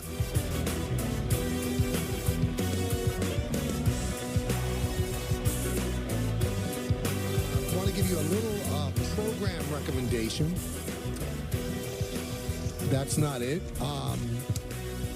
We were talking about Netflix earlier with the offering problems, but they had no problems whatsoever. Nobody wants this. What a great show. Jody and I knocked out all 10 shows in 2 days. Really? It was great. And we're not a binge couple. Never have been. It's. I thought it's like the vibe. I watched one. I thought it was really nice. The vibe that I heard from other people was that it's like a fun, romantic comedy, good vibe show. Yeah, it's terrific. It's great. It's well acted. It's terrifically written. It's great. So if you have a couple of days with nothing to do between sporting events, nobody wants this. Excellent. Michael, you like light. I like light. I don't like heavy. You really do. But like I do light. like Carlin, so it's weird. That doesn't. It's not nice. It's not right what you just did. You loved because nobody wants this as a light romantic comedy kind of deal. Yep. It was originally called Shiksa, by the way. Well, that's what she's called in the show, yeah. And they switched it. It was too much, so they went to nobody wants. Was it this. really called Shiksa at the beginning? Yeah, I believe that was the actual name. Now, since you know everything, why is the font on the show like so 70s-ish? It's like a 70s font, like the Partridge Family. That I can't tell you. You should know these things. I really like Kristen Bell, though. Yeah, she was terrific in it. She's really good in everything. Like, she is kind of one of the underrated stars of this era. Yeah. She's just so good in everything. Please watch it. I mean, I have nothing to gain by it, but it's just great. Don, I don't think you'd have an interest. Okay. Why would you say that? Why do you lead him away from that? Because he doesn't think I'm a deep person. He doesn't respect my taste. Thank you. No, Don, you have it. Hold on. Too cultured. Hold on. You have it literally backwards. Okay. It's the opposite. It's a cute show. I don't think you make times for cute romantic comedies. The guy makes time to watch Mama's Family. That's cute. No, but why? You try to make points that are dated and untrue. When was the last time you watched a Mama's Family? 20 years. Bluey. I watch Bluey because of the kids. Right. I watch High Potential, which is an ABC product, terrific show. You love I watch ABC. the Frasier reboot. I watch Shrinking, which I think is terrific. Yeah, a lot of people push me on Shrinking. Shrinking's very good, but by the way, Shrinking is funny, but it is darker. It has a darker through line than Nobody Wants. Michael likes light. What was the other one I'm thinking of that you love? Tulsa King is not light. That finished yesterday. Violence like you wouldn't believe. Tulsa King is not light. But it's also another big swallow from Don. I don't know what the hell. It's not. No, you loved Hacks. Loved Hacks. And I love Hacks, but to me, it's not like the best show on. I like the through line, Don, of a little more dark. Well, then you'd love Tulsa King. I did. I loved season 1 of Tulsa King. Well, then what are you doing? Why aren't you watching now? I don't know. You ever have a time when you love a show, but you have enough of a break, and it takes you a second to push yourself back in? No. Boogers from a Vagrant? Now that's Don's favorite show. I when I'm binging or just watching, I can't wait for the next episode if it's good. But it's no. When you watch us, like Tulsa King, I finished over a year ago. And then it comes back, and I'm not, like, ready to jump back in. I'm like, I need to get myself in the zone. But it depends. Was there something to hook you into the next season? Or was there closure and now they're starting something new? Because if there is a cliffhanger, well, then I can't wait. I got to get back into it. It was somewhat cliffhanger at the end of the first season. He's getting hauled off to jail, right? Yeah, with these things, it's tough because you don't know if the show's renewed. So when they finished Nobody Wants This, it kind of has an ending, but they have picked up a second season. So there's more stuff there. There's more meat on the bone, so to speak. And the same thing with Tulsa King, first season and the second season that ended last night. There's still more there. So I think just enjoy yourself. That's all I'm saying. And I do like light. The world is dark enough, Peter. You know what? You're not wrong about that. Dark enough. And by the way, I love Netflix. Big Netflix. Yeah, I heard guy. that. Spent ComplexCon with them yesterday, preparing for Monday Night Raw's debut in January. I love it.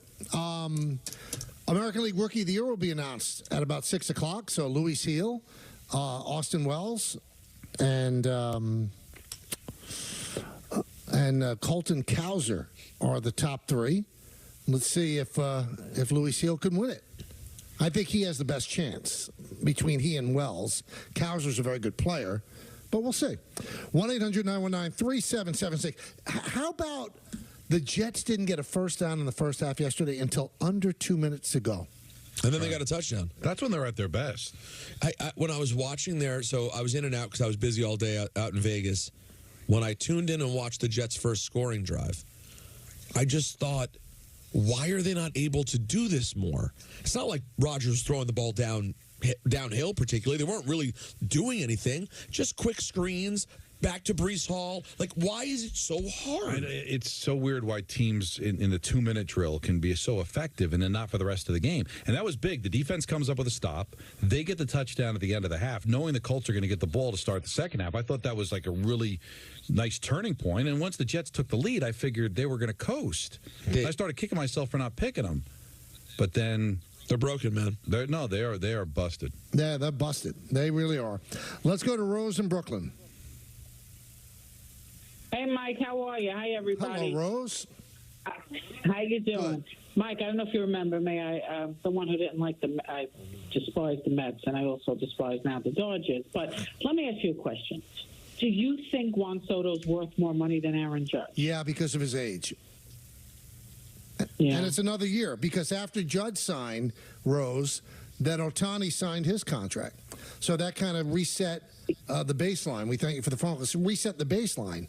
So do I think that Judge is a better player than Soto? Yeah, I do. I do. He does more things. He hits for a higher average, hits more home runs, does everything better. Fielding, everything.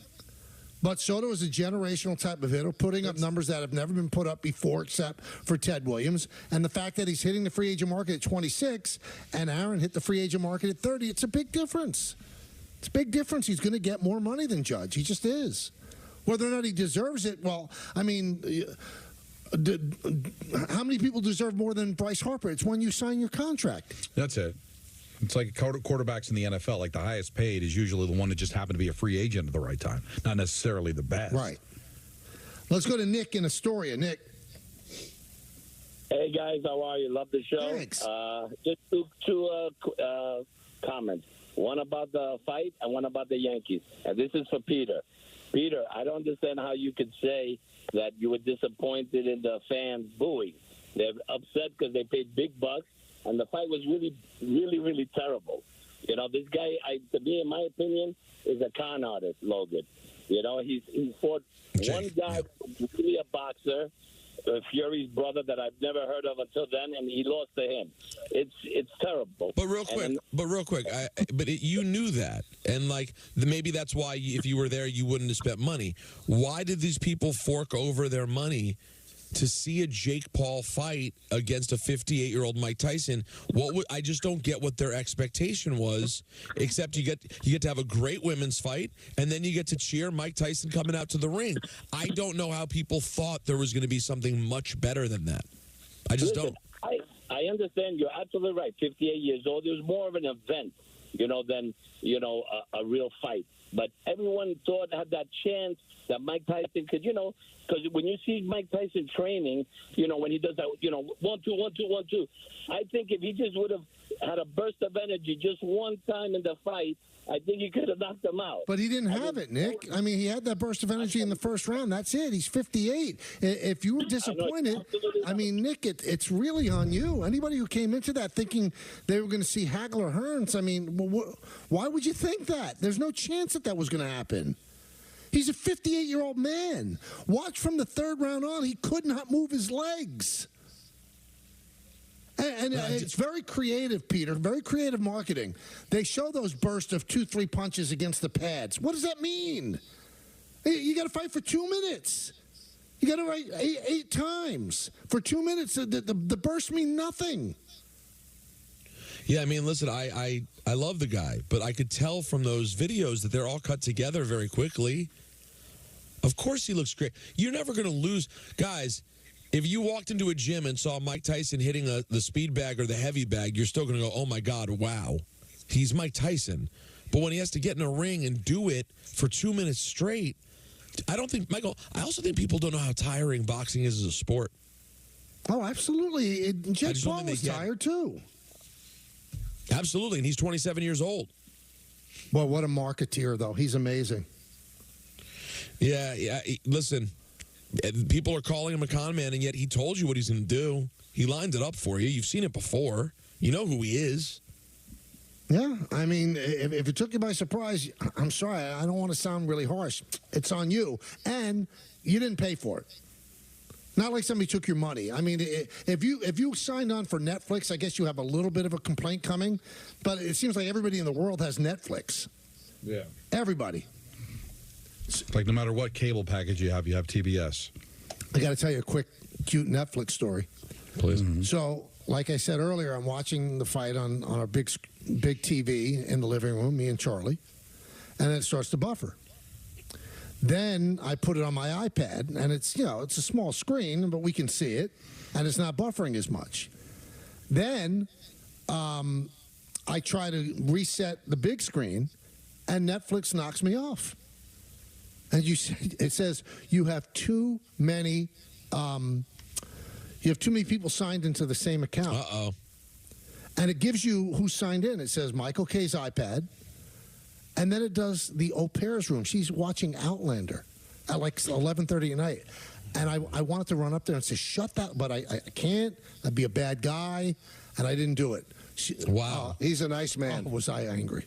So what did you do? I just watched it on the iPad, and then I kept trying to reset the big TV, and then finally it was reset because she stopped watching Outlander at about 12:10. You hear this, Don? He's a real nice man. Wow. He's a legitimately nice man. that. People have a lot of TVs in their house, so you can only be on 2 TVs at once on one Well, they Netflix tighten all account. that up. That keeps every year they tighten it up a little bit more. But you should have it. You should be able to tell where people are if it's in the same house. By the way, how long have you had a new au pair? She's been here. I remember you had lost the old au pair. 2 months. I mean, is it interesting having new strangers move in? Yeah, this one has not said a word to me. It's unbelievable. Really? Even when I say hello, she just looks right through me. All the other ones very, very open and no, Michael. They smile. Not. She's very serious. She is not interested. No, not. I mean, I didn't do anything to her. It's just she doesn't even look at me. My goodness. She's great with the kids, which is the only thing I care about. Well, that's it. It's all business. Right. It's all business. Why do I have to talk to this big freak? But it's just crazy to me because she lives in your house. Yeah. That's how many different ones have you had live in the house? 7. That is wild, man. Yeah. This is the last one, I think. You think so? Oh, yeah. Ready to move on. And the kids are of an age that... Well, it's easier for Jody because there's things that the kids are doing at the same time that have to be driven to different places. So if my time opens up a little bit, maybe I'll be able to drive them places. Oh, interesting. You freak. No, it's tough because you can't be 2 places at once. No. There's a lot of juggling going on. Not a word to me in 2 months. This is literally no conversation. Nothing. It's almost disconcerting. But you'd rather have that. Do you think the Yankees will re-sign Juan Soto? No, I'd rather hello, how you doing? No, but How's your day going? No, it's one or the other. It's complete silence or constant Yankee I question. will tell you what, the 7 previous au pairs had never answered me, never asked one Yankee question to me. I'm just saying, but if you had a choice, you'd rather this than... Mr. K, yes. your thought on the Juan Soto signing? No, this girl speaks perfect English. Where's she from? I think Denmark, Denmark. So Michael, you think Juan Soto like a shorter porch? That is the worst Denmarkian accent I've ever heard. It's almost offensive.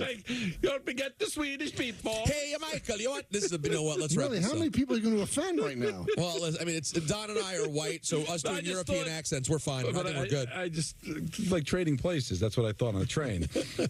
Wow. Let's take a deep breath. We have the NFL yesterday coming up. Oh, yeah. And those accents certainly gave a lot of pain to people, Don. So what do they do? Friends, go see Don.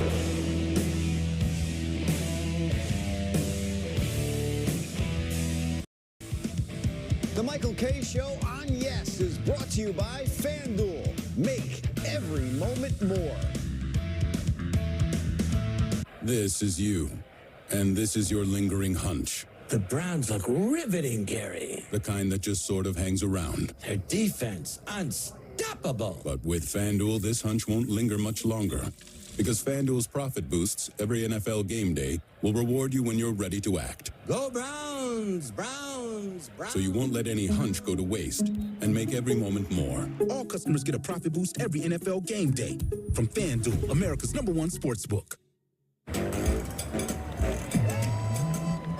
It's big, it's back, and it's only $6. Get the big box y'all love today. And this holiday season, you can order a Cajun-style turkey at your local Popeyes. Love that chicken from Popeyes. Untuck It makes every guy look better. From tall to short, from big to slim. From our iconic button-downs for all shapes and sizes to a whole lot more. Try us today. Untuck It. We just make guys look better. Oh, and we make great styles for her, too. Shop the sale now at untuckit.com and more than 80 stores worldwide.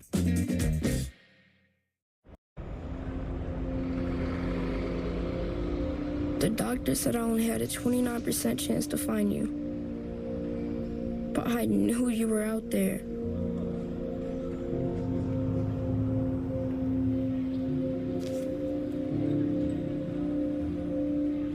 Every night, even when my heart was sad, I wished for you to sign up.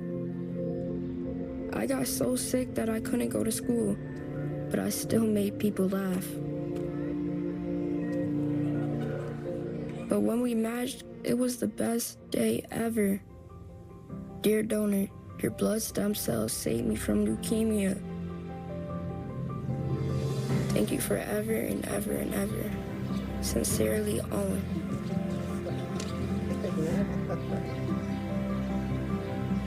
Experience the true joy of saving a life at nmdp.org. Dear unbreakable spirit, when the terrain is gnarly, you steady us. When obstacles are ahead, you lift us. When the turf is hostile, you inspire us. Own a legend. Toyota Trucks. Get Black Friday savings all month long. Lease Tacoma for just $289 a month or get 1.99% APR for 72 months on a new Tundra. Find yours at Toyota.com. Toyota. Let's go places. Amazon early holiday deals are here. With everything you need to kick off the season. Shop Amazon early holiday deals now. Half of young adults are at risk of hearing damage from loud sounds. So why is this happening? We know not to bake in the sun for hours and to get our eyes checked regularly. We buckle up to save lives. And we know that smoking kills. So do poor diet choices and poor life choices. But why are we so reckless with our hearing? We take hearing for granted. Hearing damage from loud sounds is permanent, but preventable. We take common sense steps for our health every day. Let's make hearing part of it. Wear earplugs. Turn it down. Give your ears a rest. Love your ears. Learn more at hearinghealthfoundation.org. Keep listening.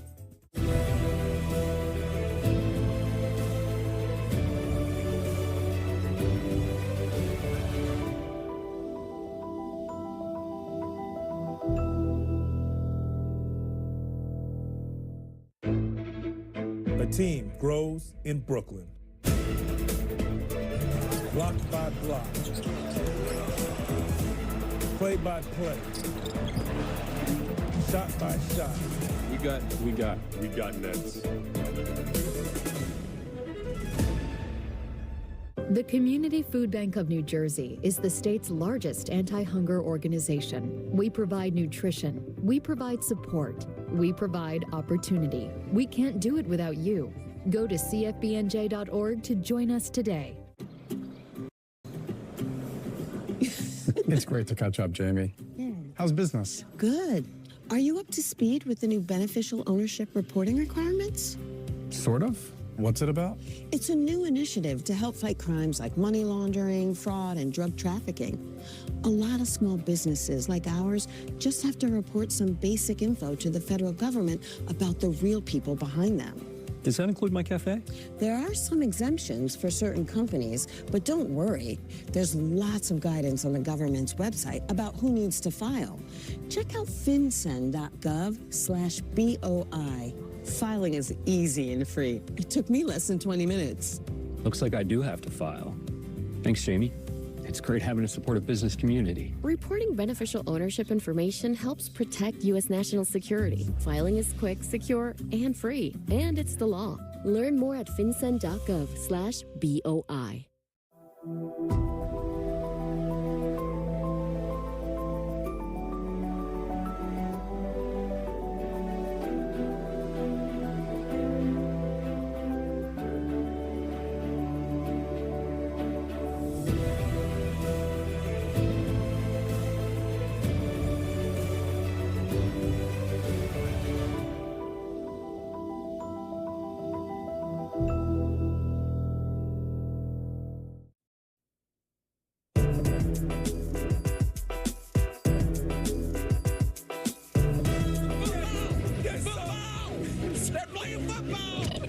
The NFL yesterday. Welcome. What was that, week 11, Don? Oh, yeah. No way. Yeah. Couldn't be. So you're saying we only have 12, 13, 14, 15, 16, 17. 6 weeks left of regular season football. No, 18. Well, 7. Well, gives the buys, yeah. He's a Charger now. Former Raven. Ram. So we have 7 weeks left The of the regular Yankees have season. played 7 doubleheaders this year, Don and Peter. That's 14 games. What do you think their record is? 6-1. But you know, it makes perfect sense. It makes perfect sense. It doesn't change how funny it is, though. You know? Sometimes things make sense, and they're still just funny. Thank you. Thank you. Need more. Add boob. I'm not a math guy. Yeah, exactly. All right, guys. This is actually becoming my favorite segment of the week. It feels good. We take a Monday, and I feel like you're driving home right now, and you're going, yeah, it was Monday, but I'm on my way home. I'm getting near. I'm at least getting through Monday. Right. The week's getting started. Let's talk NFL. Despite not scoring a touchdown, the Steelers squeak out an 18-16 victory over the Ravens behind 6 made field goals from Chris Boswell. Lamar Jackson connected with Zay Flowers for a TD with 1:06 left in regulation. But the Ravens could not convert on a potential game-tying 2-point conversion. And what a dumb play to call. Let's hear the play-by-play on that stop from WDVE in Pittsburgh. Snap. Lamar moving out to the left. Lamar being strung out, and Lamar flings it backhand incomplete, and the Steelers defense has come up with a stop. You know what that was? That was the second of the takeaways of Lamar. I don't know what Lamar was doing there. Well, Lamar was trying to save the play that was a mess from the get-go. If you watch the replay, they're trying to replace players on the fly. I don't blame him for that. It just seemed like nobody was on the same page. You know that you're going to have to go for two. You knew it the whole drive. I don't know why there was confusion on that play, but boy, do the Steelers have the Ravens number. I still don't know how good they are, Peter. Which one? The Steelers. They're pretty good. But they're well coached. It's starting to feel like they're pretty good. Did you see the Justin Fields? I mean, he just like pulled such a rock. They brought him in to run, right? To run out the clock. And he ran, and he needed 10 yards for first down. He went to a slide. He got 9. It was mind-boggling. Oh, boy. And he knew he made a mistake. He had, 3 more yards in front of him before he had a slide. There are reasons why people don't play well. Lamar Jackson, though, says that the Ravens have to figure out how to come up bigger in the big spots. Yeah, it's been that way ever since last year, I believe. Going back to the AFC Championship game, we killed ourselves. Chiefs game, the opener, we killed ourselves. Raiders, we killed ourselves. And today, same thing. It's just like we can't be beating ourselves in these type of games. We got to find a way to fix that. Lamar was 16 of 33, lowest completion rate since 2021. The last 9 meetings between Tomlin and Harbaugh have been decided by 7 or fewer points, the longest such streak between two coaches ever. It's becoming a true classic. Not so much the case for the Packers and the Bears. All the Packers do is beat the Bears. They extended their win streak over to Bears to 11 straight games. 2019, sorry, Ballard, they didn't cover the points, but they got the win. Matter of fact, let's hear the big blocked field goal from WTMJ. And the Packers get a block here and escape Chicago with a win. 20-19 Green Bay, 3 seconds ago. Cairo Santos for the game. Here's the snap. Placement made. The kick is blocked. It is blocked. It is blocked. And the Packers have won. Beautiful. It is blocked. It comes up short, and the Packers have won 11 straight over the Bears, 20-19. 2 things stand out, of course. 1, the incredible steppage. And 2, it felt like a replay of the Broncos-Chiefs last week. 2nd straight week with a game-ending blocked field goal. Guys, I feel like before that, I could count on 3 fingers the amount of times I remember that happening in NFL history, but the Packers get another one. This is the 2nd time in franchise history the Packers have blocked a potential game-winning or game-tying field goal in the final play of the game. To prove my point, guys, of how rare it is, the other instance for the Packers came back on November 26th, 1939. A long time ago. So, Michael, that's a long time. Let's do the math. 61 and 24. That's 85 years. Matt Eberflus was asked, could you have run another play before the field goal try? They were loading the box there, so you could say you could do that for sure, maybe get a couple more yards, but you also risk fumbling and different things there. We felt where we were, if we got to 36 or 35, you're definitely doing that because you want to get it inside there. I felt very confident on where we were at that time with the wind and where we were on the field. You know what I'm most proud of, Peter? What's that? Before you met me, you wouldn't even have noticed the steppage. Now it's a thing. Oh, that's all I think about. You've ruined, so thank you. You have ruined play-by-play for me. Thank you. Well, fortunately for my picks, I'm still alive and chasing Michael. I only lost a point this week after the horrible Thursday night. Because my 2-point play worked out so nicely. The Buffalo Bills recording their 6th straight win, defeating the Chiefs 30-21, and of course ending Kansas City's franchise record 15-game win streak, including the playoffs dating back to last season. Let's hear our friend Steve Levy on ESPN Radio. 4th down and 2. Allen's out of the gun. They will snap it. Takes it. Fakes to the left. Allen flush to the right. Walks to run for it. Has the first down. 20, 15, 10, 5. Still on his feet. And rockets into the end zone. What a rushing touchdown for Josh Allen. The Bills improved to 9-2, marking their best start through 11 since 92 with Marv Levy. Their 5-game streak scoring at least 30 points is tied for the 2nd longest streak in franchise history. Josh Allen recording his 30th career game, leading his team in both passing yards and rushing yards, breaking a tie with Mike Vick for the 4th most in NFL history. He only now trails, dig this, guys, Cam Newton, Lamar Jackson, and the great Randall Cunningham. Don and I were talking about it during a break, Michael. Could we be staring a Bills-Lions Super Bowl in the face this year? Oh, you very well might. How cool would that be? Well, Don's already guaranteed it won't be the Chiefs, so. No shot. No, what was the word he used? They're to be had. They could be had. Well, guess what? They were had. But I'm not taking credit for losing to the Bills in Buffalo. I mean, that's going to happen. Was I the only one who picked it? No, I picked it. You picked it too? Yeah. Mm-hmm. Come on. You know what you're doing. They don't give these jobs to chimps. All right. I thought it was going to be a push. Here's the game. Did all of us take the Bengals? Yeah. All three of us took the Bengals. Yeah, and Michael benefited from it because he gained a point on me. It was my 3-point play. Three. And it was Michael's 2, and I believe your 2. It was my 1. Or 1. So it hurt me with Peter because it would have been 2 points I gained on him this week. So I'm still in. I'm still 1 Very week away much. from Michael. Don't you put your head down. God, the field goal kicking in this league has all of a sudden gone awful. I know. Except for the Commanders, who are great, but choose not to kick them.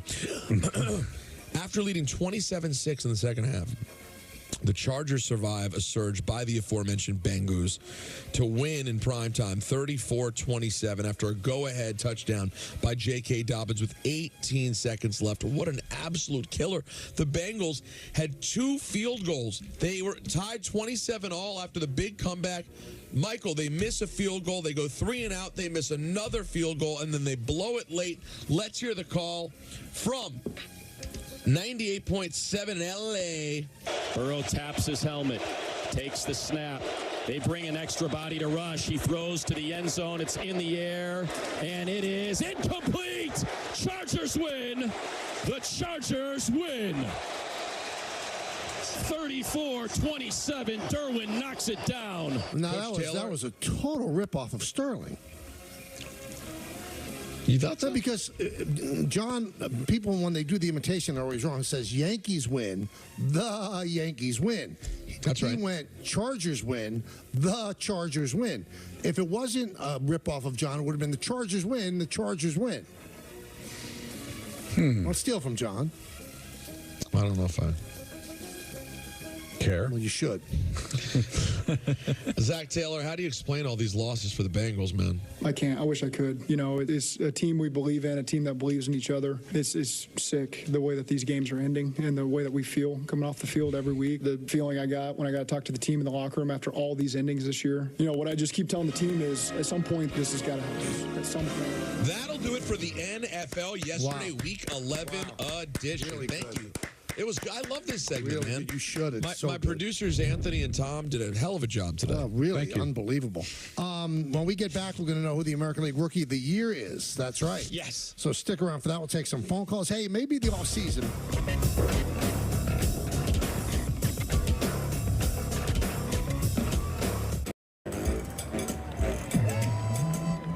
It's big, it's back, and it's only $6. Get the big box y'all love today. And this holiday season, you can order a Cajun-style turkey at your local Popeyes. Love that chicken from Popeyes.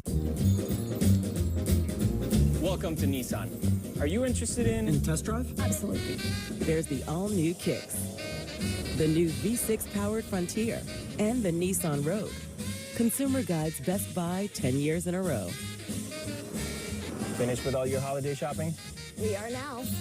Hurry in to the Nissan year-end sales event. Now, get a low $229 per month lease on Rogue, one of 6 Nissan vehicles with starting MSRP under $30,000. Gail, look at your little boo. What happened? On the Saturdays. Okay, you got to be careful, okay? I know. Okay, let's get you off your feet. We're going to get your Medicare prescriptions delivered. Get help with your Medicare prescription right in your neighborhood.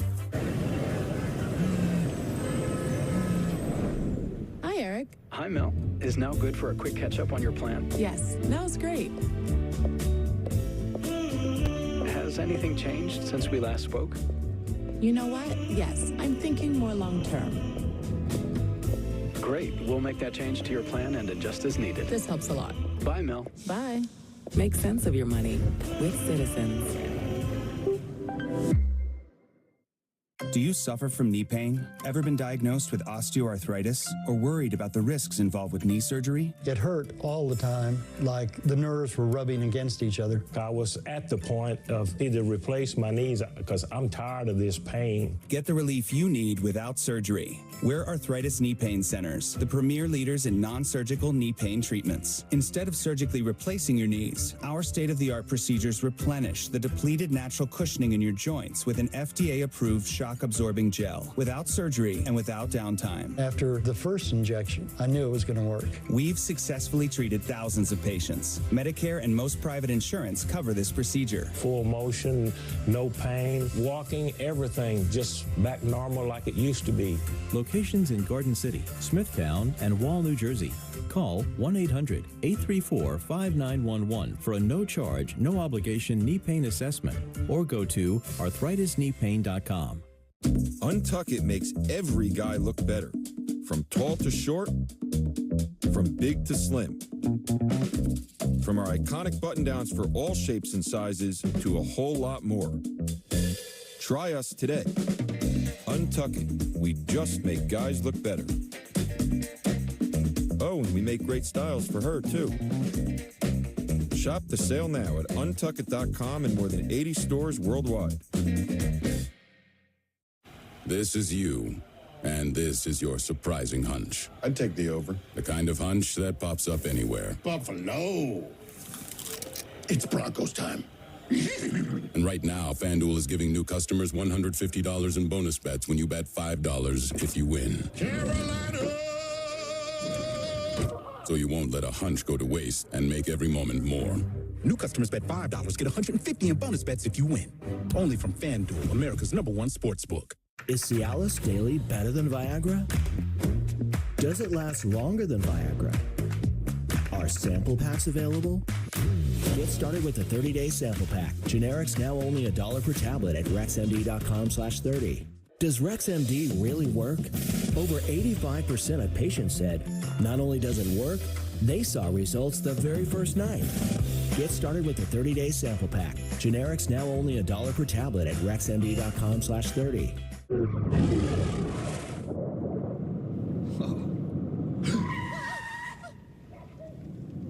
Eyes forward. Don't drive distracted. I was diagnosed at 65. 37. Earlier than most. Every 9 minutes, someone is diagnosed with Parkinson's disease. And every one of them can turn to the American Parkinson Disease Association. Visit apdaparkinson.org to learn more and show your support today. What if you went to your secret hiding place and found this? All drug use comes with risk. Before those risks become real, know that you can quit. For help with drug use, call 1-800-662-HELP for free and confidential information and treatment referral. Or go to samhsa.gov/knowtherisks. Great about this start. I'd love to get back-to-back weeks. You really are running right through the finish line, aren't you? That's one way of putting it. Thank you. Unbelievable. The best thing he did today was suggest that we make the thank you a drop. See, Michael, you doubted me. Just admit it. I was right. Well, I don't want to mock Don for something that was really heartfelt. It was really a heartfelt thank you. I don't know. Why do you have to ruin everything? You can't just sit there and go, you know what, you were right, it's going to be a great drop. No, I can't do that. You know what? Both could be true. A great drop, and the sentiment was there for what was a lovely guest. So, Cowboys-Texans tonight at AT&T Stadium, but according to John Machada, a piece of the stadium roof fell when it was being opened 45 minutes ago, and now the roof has been closed. And what a great metaphor, because the roof has been caving in on the Cowboys all year. Oh, I see what you did. Too late for the point guard, right? Now, this is interesting. I just checked the line next week, and obviously the Cowboys haven't played yet. But, Michael, as of right now, prior to tonight's game, what would you guess Dallas at Washington the line is next week? Jaden looking a little beat up, coming off of back-to-back losses. You mean this coming Sunday? Oh, yeah, 6 days from now. I'd say the Commanders, but people like the Cowboys. Where is it? Is it in AT&T? It's in Washington. I'm going. So I'd say 5-point Commanders. Ooh. How about make it 10? Oh, that's tasty. Now here's my question. If they think the Commanders are -10 next week, what does that mean that Vegas thinks is going to happen as tonight, as of this moment. Do you see what I'm saying? Right. They think they're going to That's get their future. pasted. So right now, the line tonight is Houston -7 at Dallas. I wonder if they think like that. Tom, there's a part of me that's thinking just pound Houston tonight. I don't know. They just lost to the Jets. Yeah, no, Houston's not Yeah, great. but you've been saying the Jets are a bad matchup for them for some reason. Yeah, they do have a problem with the Jets. Now, how about this, though? I mean, I don't know which team it is or which network it is, but you got Cooper Rush and Tommy DeVito for Thanksgiving. That's a tasty appetizer right there. Cowboys, Giants, something else. Are you kidding? No, I don't kid. The NBA should just schedule a game. By the Just way, a late game, have people choose sides. I got to tell you guys, it's a pretty repug. Here, listen to your whole lineup for the weekend, guys. Because you guys know how I feel about Thanksgiving. Sure. It means a lot to me. It's my number one holiday. Yeah. 12:30 on CBS. Hello, friends. The Bears at the Lions. The Lions are must-see at this point. Because you don't know what they're going to do to teams. Well, but no, what's that line going to be? 13? Might be more. No. It was 14 yesterday, right? But the Bears made a little better than Jacksonville. So guess what? I'll tell you right now, 3-point play. I'm betting the Lions on Thanksgiving. I might put everything on. They're going to win by 40. 4:30 on Thanksgiving Day. Right? What time are you having dinner there, Michael? We usually have two dinners, as you know. So Right, 2 sure and probably 4. 2 and 4. It's so close together. We have 2 for the lasagna and then 4 for the that's turkey. the same. Right, so you can have 2 meals to throw up during the Giant Cowboy game. So 4:30. Unfortunately, Kevin Burkhardt and Tom Brady will have to watch the Giants at the Cowboys. Oof. I mean, that is disgusting. Now, and by the way, it's one of the reasons Giant fans, particularly our Italian friends, that you can enjoy now. At least you'll get to watch Tommy Cutlets play a Thanksgiving game. You know What time is that game? Because that's a 4:30. Well, then I'll line up lasagna for 4:30 then, just to make it all fit. By the way, that's good thinking. That's exactly what you should do. Now, I know the whole tank thing for a better pick. I want to beat the Cowboys by 107 that day. Wouldn't that be fun? Have Tommy DeVito go crazy, and at the end of the day, when they win, instead of the turkey leg, his fakakta manager, all due respect, comes out with the cutlets instead. That's a day. Well, all I'm saying is I got no love for the Cowboys, and I know, well, Don, you want the best pick. Nobody wants. Who are these quarterbacks? Who's the best quarterback? Is any of these? Who knows? Are the Giants getting Shedeur Sanders? I don't know if I see that. Is Arch Manning? Who knows? Arch Manning, I mean, you're waiting for Arch Manning. There's no way Dable and Shane are still here. Let's go to 8:20 on this night of Repug football, known as Thanksgiving. I guess this is the best one. The Miami Dolphins will be at the Green Bay Ballards, 8:20. Nah. It's still not great. I'm surprised the NFL wasn't trying to flex it. They've got that power. It's Thanksgiving, What do you mean? for God's sakes. What would they do? You can move and act. You No, can't it's move not the- day. you know Well, the- how about this? But let's continue the weekend. Because now... Oh, we got the Black Friday. You have the Black Friday. There's no game like a Black Friday game. We don't remember last year's. Last year was unbelievable. You throw out the record books. Was that Jets Dolphins? Yeah. Oh, something. Well, guess what you get this week, guys? The Fail Mary, remember? This time you get the Trump dancing Raiders against the Kansas City Chiefs. Oh, dear Heavenly Father. An AFC West clash. Again, right now, the NBA and NHL should just be lining up. The NHL should just throw together a winter classic. Or maybe baseball should put together a home run derby. Right, just get like Judge Soda together, Ohtani, just fly them in. Like, really, honestly. Well, let me get see. Netflix involved. I think the puppy ball and the kitten ball are going to get big ratings. Oh, my God. So they are, if you're wondering, the NBA does have themselves a schedule this year on Black Friday as well. The New York Knickerbockers will play a game against the Hornets at 12 noon on NBA TV. You throw out the record books. The Cavs and the Hawks. The NBA's not even trying. I mean, this is they have a national TV game. Then the Pelicans and the Grizzlies. You throw the record books out for that. Oh, wait a minute. The Cavs are 15-0. Right. Yeah, the Cavs and the Hawks. Who cares about the Cavs and the Hawks? Well, you know what? If the Cavs beat the Celtics tomorrow, that's not too bad. No, so you're saying if they haven't lost. Right. Yeah, that does start to... At what point, by the way, what's the record? What's the best start in NBA 24? history? Is it by Golden State? 24 now? They did 24-0. We lived through that. We did. But all they think about is that they didn't win the championship. 73. Yeah, I get it. I know. That's interesting. Yeah, Rangers Flyers. afternoon, 1 o'clock start on Black Friday. And Black Friday night, you got the Thunder at the Lake Show. By the way, did it cross your mind at all, guys? Michael brought it up the other day.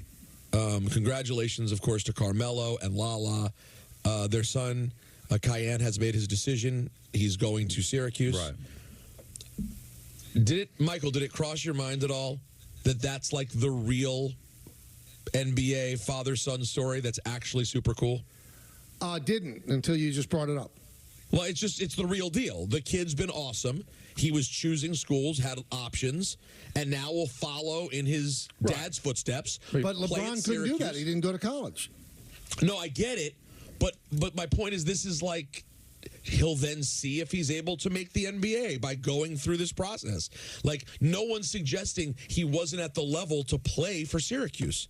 They wanted him for a reason. And now you'll see what happens. He just won't get to play with his dad. So that's where the similarity will end. Yeah, but guess what? But, like, what's better? Playing with your dad when it's this fakakta thing where you don't go on the road and no one thinks you should be there? Or this, where you just go play where your dad played? You'll play in a building named after your dad. What's more artificial or scripted? What the Lakers did? Or say that Carmelo's son gets drafted by the Charlotte Hornets, 3-4 years from now, and they sign Carmelo to a 10-day contract, and he plays. Nah, I don't think that would happen. I don't. But it would just be just as. In some ways, I think it was more legit, actually, though. Today, the new Hall of Fame ballot was announced, and I saw two names that jump out at you, and probably 2 first-rounders, Ichiro Suzuki and CeCe Sabathia. So 14 candidates, including Billy Wagner, who missed by a couple of votes last year. This is last year on the ballot. So those are 3 to look at. Other guys that are on, let's see. Dustin Pedroia. You might scoff at that. Dustin Pedroia has a chance. I don't think it's a first-time chance, but he's got some pretty impressive 4-time All-Star, 4-time Gold Glove winner, 2 World Series, .299 batting average. He's a really good player. Won a Rookie of the Year and an American League MVP. You lose me when you're trying to say that he could be a Hall of Famer and you describe him as really good. Well, I mean, but we've seen people get in that are really good. How likely is CeCe first ballot? I would say it's pretty likely. I really do think. I mean, he did stuff that I don't think pitchers are going to do anymore. The amount of wins that he has, I think he's got a world championship. Mike Messina's in without a world championship. CeCe's numbers are comparable, so I think CeCe might get in. He's definitely getting in. It's just a question of whether or not it's going to be in the first ballot. But I think he's going to make the first ballot. And what about Ichiro? Ichiro should be unanimous. Should be first. Yeah. If he's not unanimous, then I want to, again, the person who didn't vote for Jeter has never really reared its ugly head. I can't say he or she, I don't know. But no guts, cowardly, gutless. Mariano's the only unanimous. I don't know how you don't have everybody vote for Ichiro. What could he have done that he didn't do? Okay, he didn't win a World Series. It's not his fault. Not his fault. No. We're still waiting on the American League Rookie of the Year, so they're really milking it. I think they're waiting until our show leaves the air. I'll be sad. They got to milk it. They got to show the highlights. They've got to do a little presentation. It's all. I'm going to make a prediction. Go ahead. I think it's Louis Hill. All right. Go right out there on the limb. Yeah. You picked Josh Allen MVP. How's that looking? Right How's that looking? Fantastic. Yeah. Looks gorgeous. You're doing great right now. And remember how Peter mocked me. I did. You should have thrown some cash dollars on that. No, it's not about money for me. You know that. I always feel that way.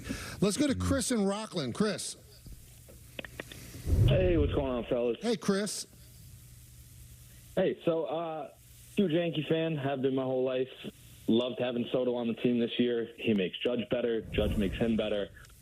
But there is this small part of me that with the way Hal Steinbrenner has talked about not needing a $300 million payroll and everything like that, that if they bring him back and give him the money that he wants and deserves, that they're not going to be able to fill the holes that they have and lengthen the lineup the way a championship team needs to lengthen the lineup. I mean, how do you fill first base, second base, the third outfield spot, and depth if you give Soto the money he's getting? I think you could still do it. I think you have to take a little bit of a different look at it, Chris. It's not going to be, you're going to get Anthony Santander, but there are people out there that you could get that wouldn't cost as much money. And remember one thing, Hal Steinbrenner said stuff like this before. We talked about when they lost Cano. He didn't want to go over a tax threshold then. But when they lost Cano to the Mariners, he went over. He went over by a lot. So, I mean, he could say, I don't want to go over that threshold, but he still might. So, I mean, let's reserve judgment on how they do until they do what they're going to do, if that makes sense. Everybody's going to, his head going to explode if he goes somewhere else. And I understand that it will be disappointing because, you watched him play this year and you envision him playing with the Yankees for the remainder of his career. But if money is more important to him, there's a chance it could not be the Yankees. A chance. Let's go to Danny in Long Island. Danny. Oh, what a weekend was, gentlemen. Let me just say that when Mike Tyson turned around from the interview and was just naked from the waist down, it was probably one of the great. It was almost like a Saturday Night Live. No, it was from a comedic Python, comedic Benny Hill. From a comedic standpoint, you had this sort of sweet moment. I mean, the broadcast, as we talked about, had its flaws, but it turned out that using Amir Tyson, Mike's son, to do the interview was kind of a sweet thing to do. Yep. He's been doing boxing commentary, so that was a kind of cool thing to do. And then Mike gives his son this really heartfelt kiss on the cheek. It really felt like a moment, Danny. And then he turns around and they just show his whole ass. It was literally written like pure comedy. It was great. And Rosie Perez started yelling, "That's too much. We haven't seen enough." But I've seen something similar to that spectacle. It happened about 50 years ago, Mike. It was called Bobby Riggs against Billie Jean King, where Bobby Riggs somehow managed to convince the world that a 65-year-old man was going to be able to take on a woman who was the number one tennis player in the world, and it was a complete fraud. And the whole world but they bought played it. Off like it was a big deal. The whole world bought and it, was there was no chance. The whole world bought it. It was Howard Cosell announced it like it was a sporting event. So I know we got to get over ourselves, Danny. Every time one of these things happens, people act as if it's the first time, and there's never been anything like this, and it's just not true. But I wasn't upset. I didn't feel bad for Mike because, as you know, me and him are real tight. Yeah, but of course. He looked great for a 58-year-old. I would be hyperventilating. I wouldn't get into the ring. I'd be hyperventilating just walking to the ring. So the fact that he was out there dancing around sort of for 8 minutes or however long 16 the minutes, yeah. was great. Then he got but anyway, obviously the main event of first of all, a great 9 hours of professional football from 1 o'clock all the way through the end of the Bengals last night. Just 3 great games in a row. And I don't know how the Steelers won the game. I like what Mike said. How good are they? I don't even know, but they got a great defense. They get contributions from everybody on defense. We have a guy we picked off a practice squad from 3 weeks ago who actually was the one who applied the pressure on the second to worst 2-point play I've seen this year. And it's funny, we always talk about going for these 2 and how people just assume it's like automatic. No, when teams are up by 8 points, it's a big deal to get the 2-point conversion. That's why I don't understand why teams just act as if that's a given. No, it's a very high percentage play to try to get the 2. And I thought the quarterback for the Steelers didn't play great, but this is only his 3rd game with the team, and now we got a short week against Cleveland, and then after that, what are you going to do? I mean, did Buffalo look good? The Chiefs are the Chiefs. It's a tough conference, but I thought they played well. I thought they again gave NFL fans three hours of just great football, hard-nosed AFC North physicality, and you don't see that other places. It really is. It's amazing. For 20 years in a row, they played that game twice a year, and it's the same game every time. It's always a low-scoring game. It's black and blue football, and we thank you, Danny. It's great. It was very entertaining, and they've played entertaining games the last couple of weeks. So, something that you said earlier, Peter, that made me think, like Tyson getting his flowers by being introduced in the huge roar. And the other thing, boxers don't have Old Timers Day. No. So great players, not many teams have Old Timers Day, but the Yankees do. They get their flowers every year. Joe DiMaggio, from the time he retired till the time he passed away, got his flowers, was reminded how much he was loved. In boxing, I guess, they come out sometimes in big matches, but there aren't any big matches anymore. This was 72,000 people thanking him. I think more thanking him for what he's done as a boxer than anticipating he was going to do something great. Because anybody who thought he was going to do something great, I don't know what to tell you. If you got hoodwinked by 3-card Monty, that's on you. It's not on the guy doing 3-card Monty. Yeah, I just really enjoyed getting to celebrate him. Mike has been through a lot. He's done a lot. He's been accused of a lot. There's convicted of a lot. Yeah, there's a lot there. He served time. He came back. He became a drug addict. He got up to nearly 400 pounds. To me, the theme of Mike Tyson, the story that I've always been fascinated with, is keep going, right? He just kind of keeps going. Like, his childhood was hard. He makes it to the top. He completely falls apart to Buster Douglas. When he thinks he's coming back, he goes to jail. It's always a thing. He went through a tragedy, guys. He lost his 4-year-old daughter 12 years ago. He just kind of keeps going and keeps going. And to get to have a moment where, as he put it, his kids got to see who he really is. That's pretty cool, man. We don't get to always do that with our athletes. It was pretty cool. Let's go to Ben in the car. Ben, you got a minute? Hey, Michael. Thanks for taking my call. You got it. You guys mentioned the Hall of Fame a little while ago, and Dustin Pedroia, who, a lot of us, I think, would consider to be borderline. And that kind of reminded me of, like, a lot of people in this area think Keith Hernandez should be in there. So I wanted to ask your thoughts about somebody like a Steve Garvey, who had 2,600 career hits. He also won 4 Gold Gloves, and he's got some other accolades, World Series, maybe an MVP. And then, even somebody like a Bill Madlock, who won 4 batting titles. Yeah. It's hard to believe that these guys are now. I'd like to hear your thoughts. The whole Garvey, line in the sand amongst the voters, and this time it was by, his peers, not writers, didn't get in. I'm not quite sure what he's missing. I'm not. And Bill Madlock was a great player as well. Yeah. I think that Keith Hernandez deserves to be in. I think that Madlock does too, especially because of the people that are in now. And Garvey played all that consecutive streak. I mean, it wasn't Cal Ripken, but it was pretty high. It's weird. I think Keith, just how great he was defensively, won an MVP, 2 World Series, tons of Gold Gloves. I don't get it. Don Mattingly too. Big show, everybody. Big show again tomorrow. We got a lot to do. Follow the Soto stuff. See everybody. Have a great night. Coming up next, Dan Gross.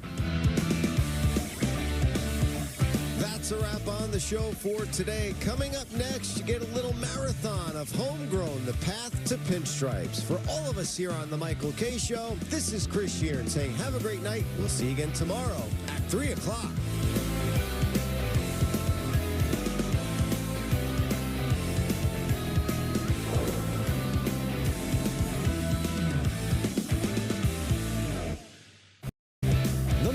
Show on Yes is presented by Untuck It. Shirts designed to be worn untucked. Shop now at untuckit.com. Untuck It makes every guy look better. From tall to short, from big to slim. From our iconic button-downs for all shapes and sizes